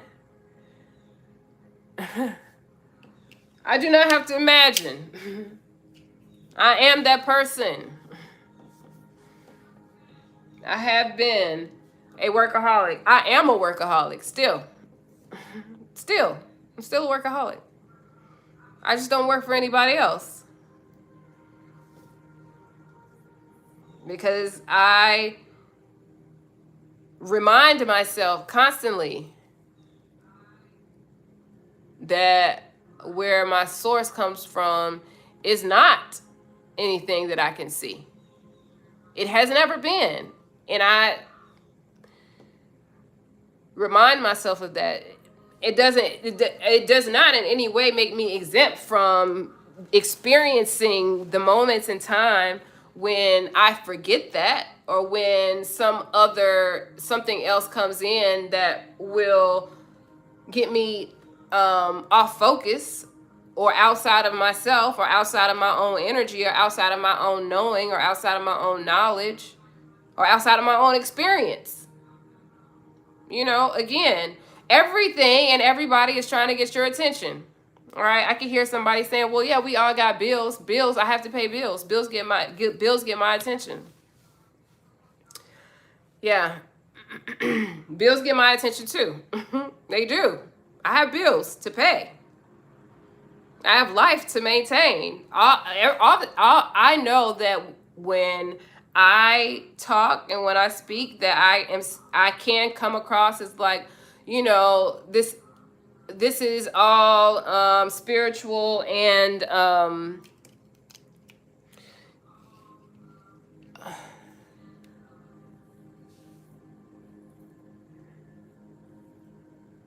this is all spiritual and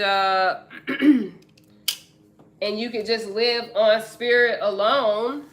Well, you can, but spirit,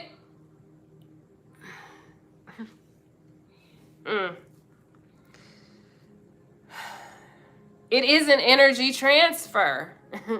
It's an energy transfer.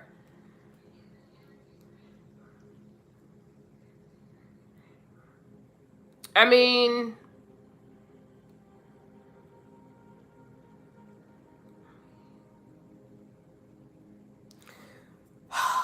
let me think about what I'm saying here.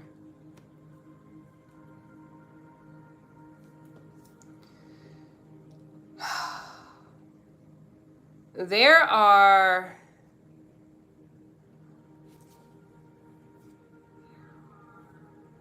all right. Let me give myself a moment. Let me give myself a moment because I want to be somewhat clear on what I'm saying here.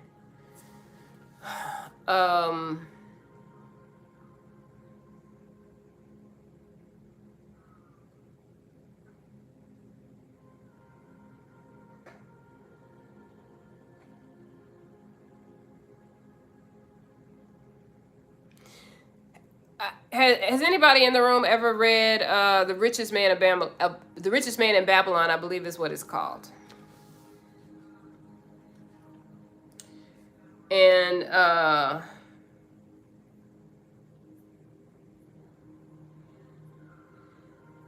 the book is essentially the message that I've gotten it. I've written it. I read it one time. It was years ago. But the message that one of the main tenets of the message is that The message of the book is that you should pay yourself first.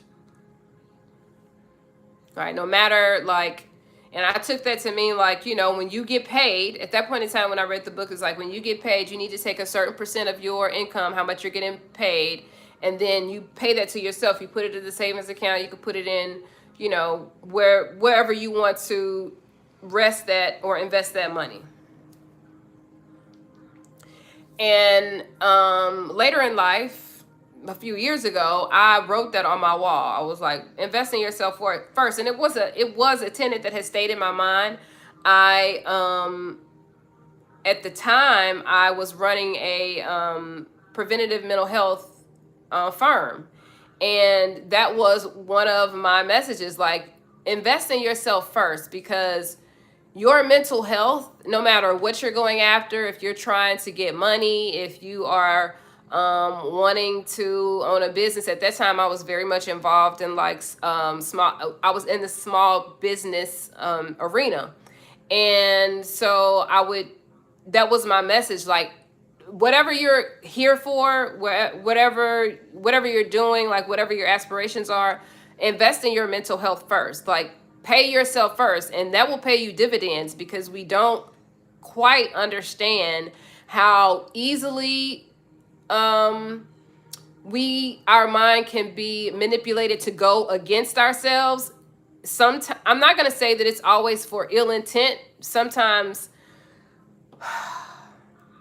let me rephrase that.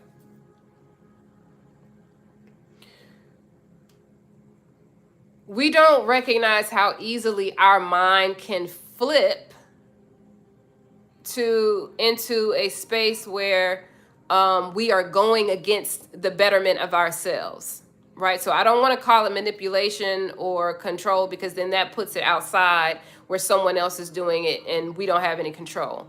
So it is there. We have the ability to go against our own selves. Right. And so my message at that time, which still is, invest in yourself. Your mental health is extremely important.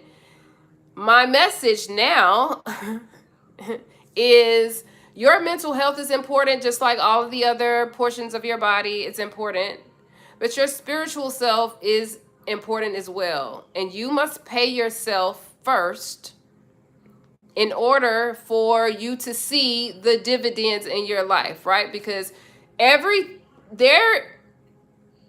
you're working, as we live, we're having to pay things, we're having to give out, we are giving out energy, we're having to exchange our money, we're exchanging our time, we're giving out. People are asking for it, people are wanting it, they want to talk to you, they want to sell you something, they want to they want your attention. But if you pay yourself first spiritually, and if wherever you are in your life right now, you are seeing some blockage where something is what you are intending to happen, the intentions that you are setting forth in your life, you are experiencing some sort of blockage, somewhere it may behoove you, and probably is very beneficial for you. I would advise, as a spiritual practitioner, that you take some insight, begin looking inside of yourself as honestly as you can, to find out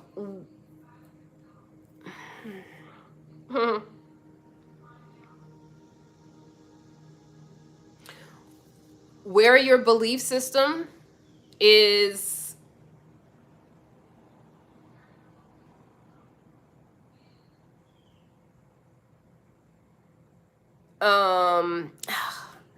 it's not judging. Judging is what's coming to me, but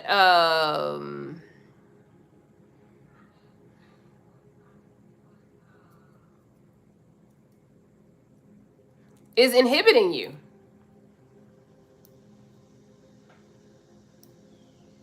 Where is it? How is it inhibiting you?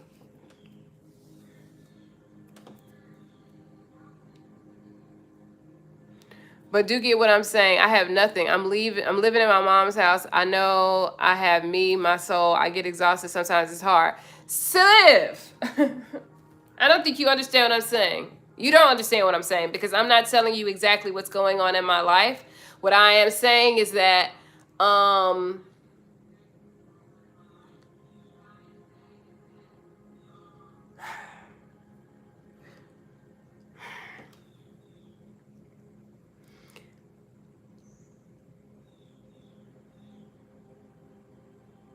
where it your ability to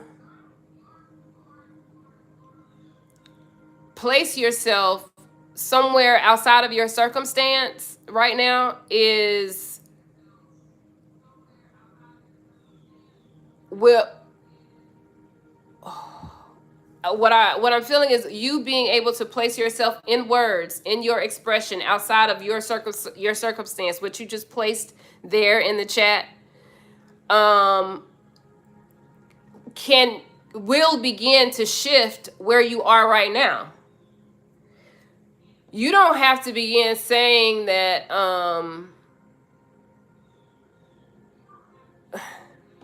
Let me ask you because I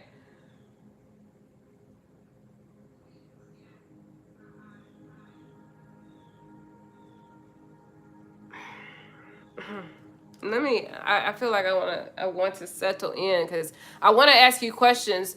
I hear what you're saying and I understand that what you're saying is like you're asking where's the money at. Well, what exactly are you doing to bring in the money? Are you looking at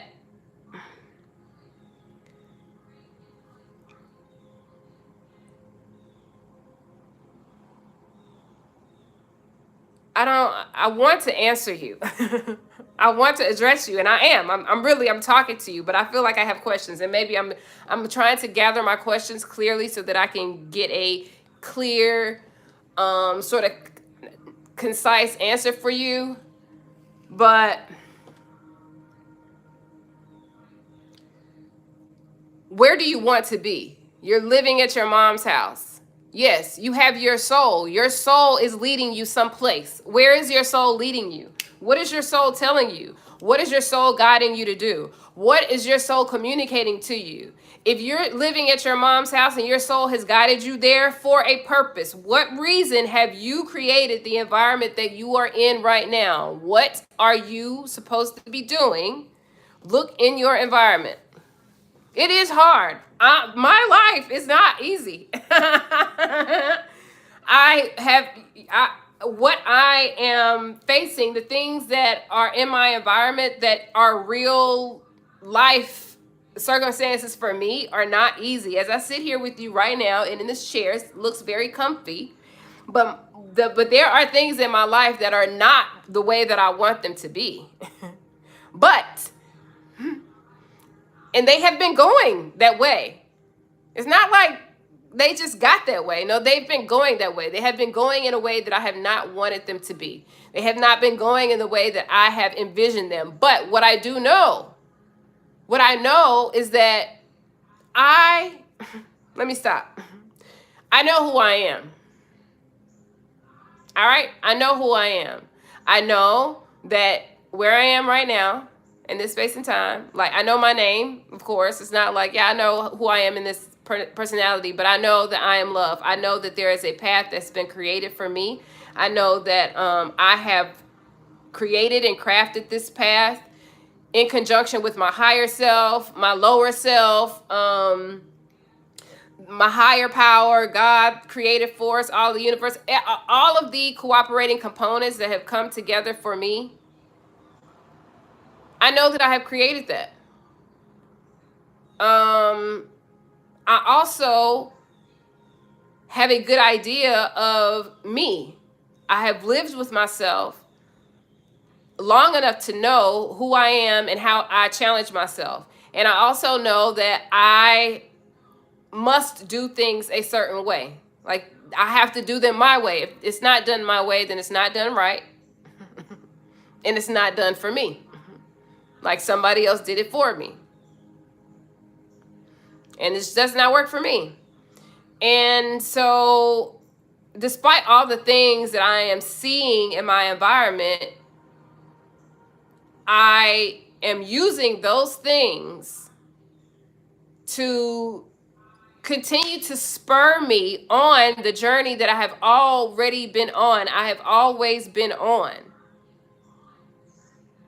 which is my belief in self, my faith in self, my faith in my higher power, my faith in my own connection to that one that is always communicating with me, that is always sharing with me, that is always giving me clues, that is always giving me guidance, that is always talking to me, that is always sometimes disciplining me. Discipline looks different for different people, but you are you. You have lived your life for as long as you have been on this planet. So you know what discipline looks like in your life. We all are being disciplined in some way, shape, or form. We have been disciplined by our families, and all of that is the imprint that we have designed for ourselves. Like, we have paired up with these physical and non-physical families because of that alignment, because of that connection.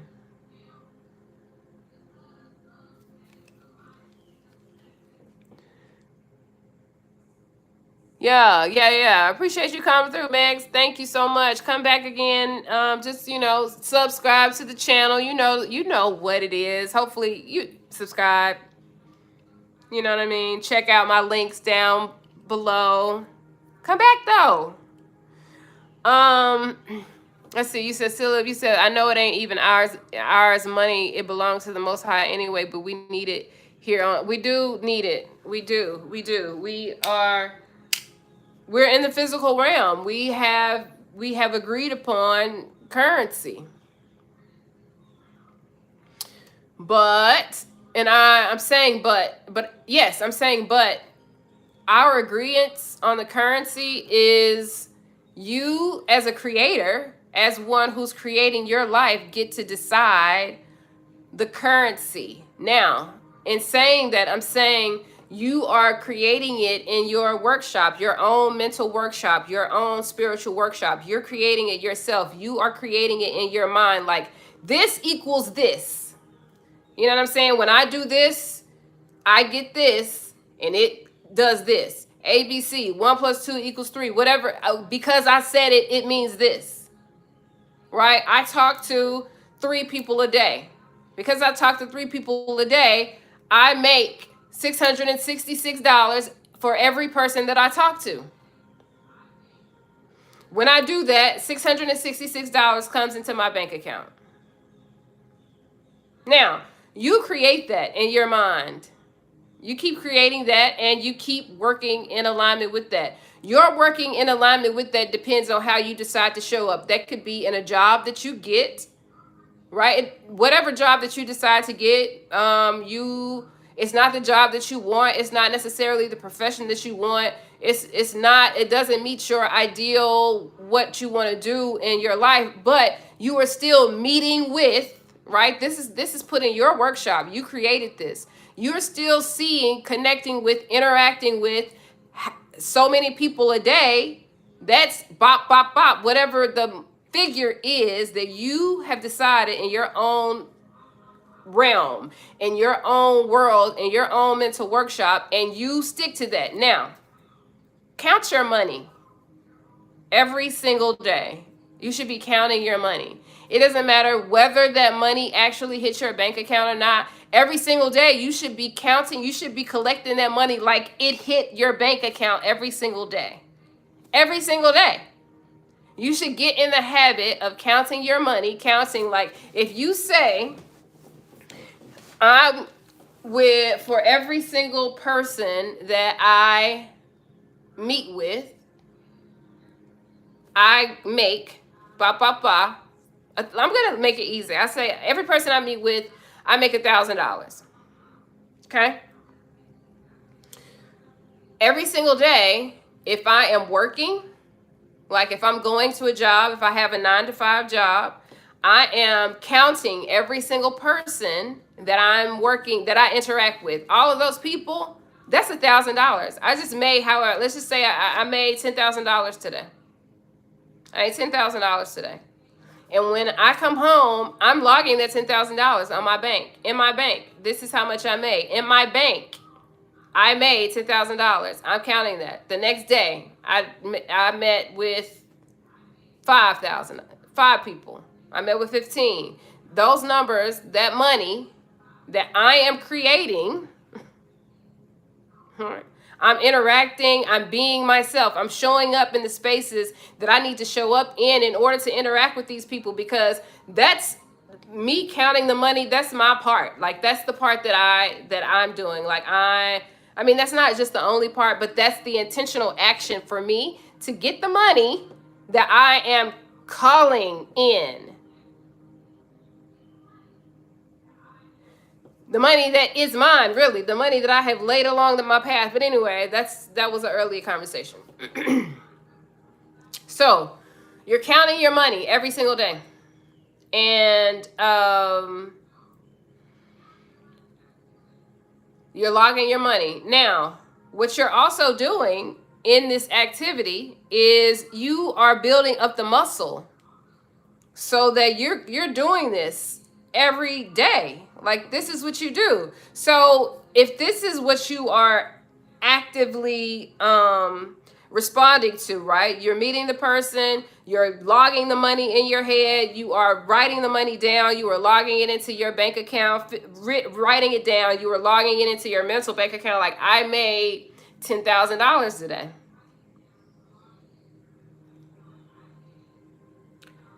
Okay. So once you make a consistent effort of doing this, this is what you do, right? You're doing this no matter where you're showing up. No matter if you're not working. Even if you're not working. If you are beginning the habit of doing this, in this activity of programming yourself that I've just made such and such. Why? What did you do to make that? Well, I'm in my natural, authentic self, right? I know who I am. The Most High created me as this person, right? I don't have to do anything to receive money. Yeah, well, the doing, let me rephrase it. The doing is believing that the money is already yours, that you've created it. You have created it. You've created it. You can create it however you want to. You have to be in the act of an active creation of that money. Now, as you are doing this, as you're logging this, what will manifest for you is something in your mind. Like, if you are not working, or if you're working at a job that you don't really care for, you don't really like, but as you're still doing that activity of logging the people, counting the money, there is an idea that you either already have or will come to you that will allow you to do what you are naturally made to do, what the Creator has naturally gifted you with, in order for that money to then flow directly to you. But the being in practice of acknowledging, just accepting that I have talents. I can do things. Well, there you go. There you go. Sit down. Do that. Listen. If you're being told to sit down, all you need to be doing is exercising and eating right. Is there something else? Is there someone else who's telling you that you should be doing something more than that? That you should be, I mean, if you are wanting more than that, or you're not, and you're at the station in life that you are, that you it's outside of your comfort for right now, then I would say, again, as I have continued to say during this live, look inside of yourself, talk with the Most High, your inner God self, the one is connected, the one that is connected with your Most High, and find out for what reason. If you cannot find yourself still, or if you cannot find yourself at peace with what is being communicated with you, and you still feel like you need some money to come in, or then consult why am I you're gonna you hmm. Let me slow myself down.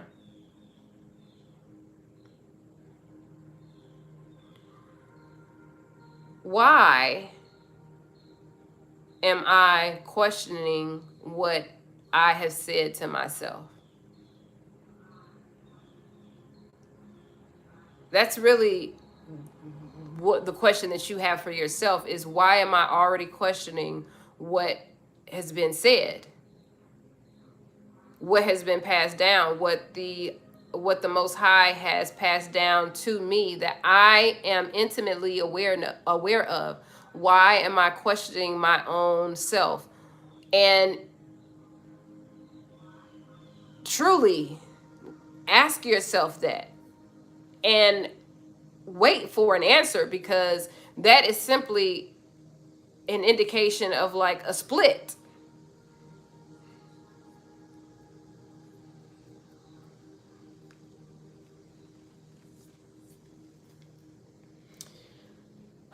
Um, and a split is just,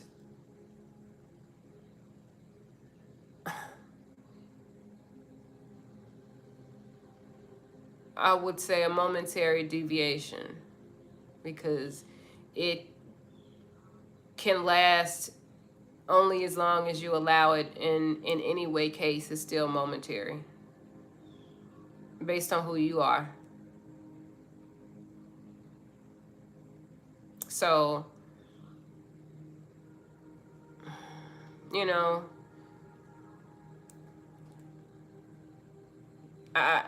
trust the process. But if you were on earlier, I don't know how long you've been on, like, you are the process. You are your process. There's nothing that's happening in your life that is not done for your benefit, that isn't there to help you grow, to help you elevate, to help your soul to excel. Even if it feels that it's like, I mean, to be quite honest with you guys, like, I have woken up and just said, like, this is really a kind of sucky situation that I'm in right now. But what I also know is, I'm the one who's in control of my destiny, if you will. Like, I've never not shown up for myself. I've never not come through for myself. I've never, like, it doesn't matter like what situation I have encountered.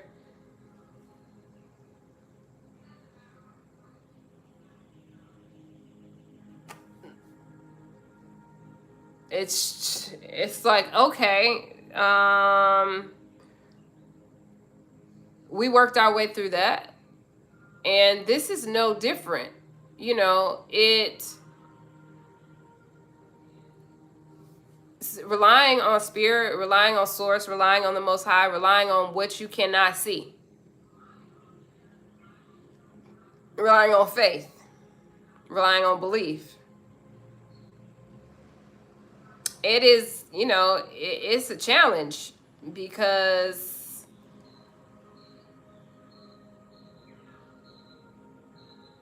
the challenge is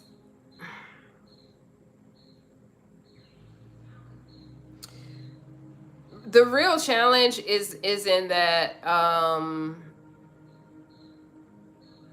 our minds have, at one point, at one juncture in time, given us doubt. And it only takes one seed of doubt to infect everything. But when you can, like, pinpoint that moment in time then you have an ability to bring, like, recenter yourself into reality. Like, this looks challenging, it looks hard, it is hard, it feels hard, it feels uncomfortable, it feels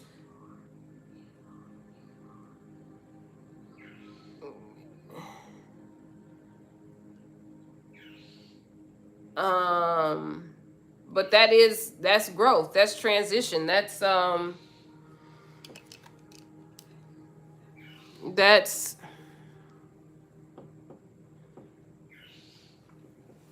that's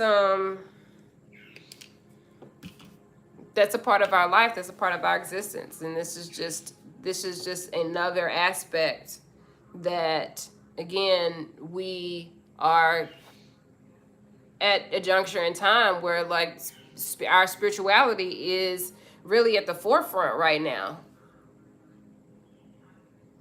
in my opinion. In my opinion, tending to our spiritual selves is at the forefront right now.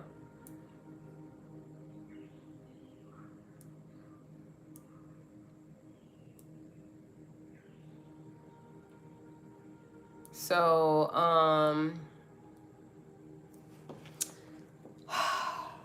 I have been on here for a good while, y'all. And I feel like I said I was going to take a break probably like an hour ago. Ooh, 252 minutes! I appreciate all y'all. I think I'm definitely going to take a break. I need a snack. But I appreciate every single one of y'all for being here. Those y'all who engaged to live, I hope I pronounced that correctly.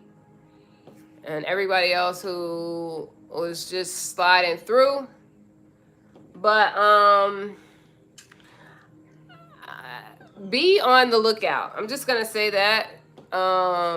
If any of this resonated with you, like, I feel like what I spoke about today was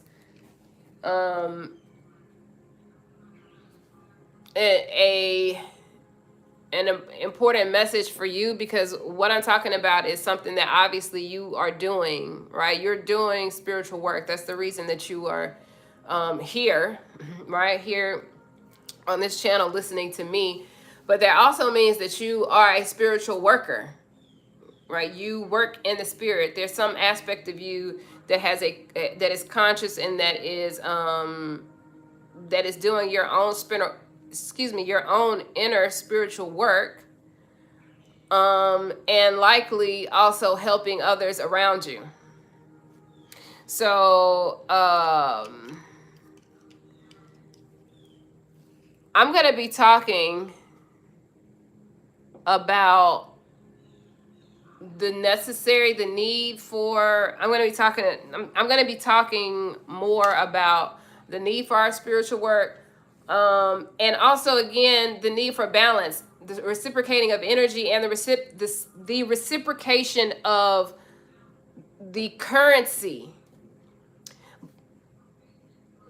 So I'm going to table that, because I feel like I'm about to get into that, but I'm going to table that. So I'm going to be talking about, like, how that currency how the currency of the physical currency that we absolutely need here in the physical, how that actually is connected to all those that we work with, all of those who are doing spiritual work. And that means you are needing to acknowledge that you are doing spiritual work, and also the people who are doing spiritual work for you. Like, you have to acknowledge that people who are doing spiritual work for you, they deserve compensation, because it is actual labor. It's heavy lifting.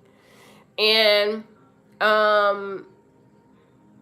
everything is energy. So, if you are receiving services from spiritual workers, but there is no reciprocation of energy, currency, if that's what the spiritual worker is asking for their service, and you're not paying for that, then there's a blockage, and your currency cannot come. So I want y'all to look, just just subscribe. Okay, just subscribe. Hit the subscribe button because I'm about to take a break. I don't know if I'm getting back on today. I might. We'll see. Are you talking about the will? What? Hold up. Free will. Are you talking about free will? I'm not sure because I'm not sure at what point you caught me at live, but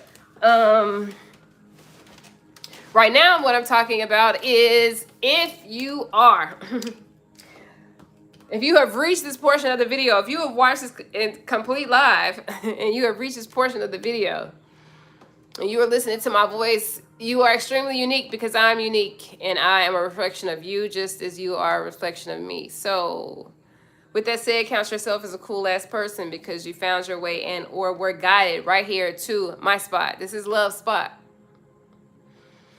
So with that, I hope to talk to you next time.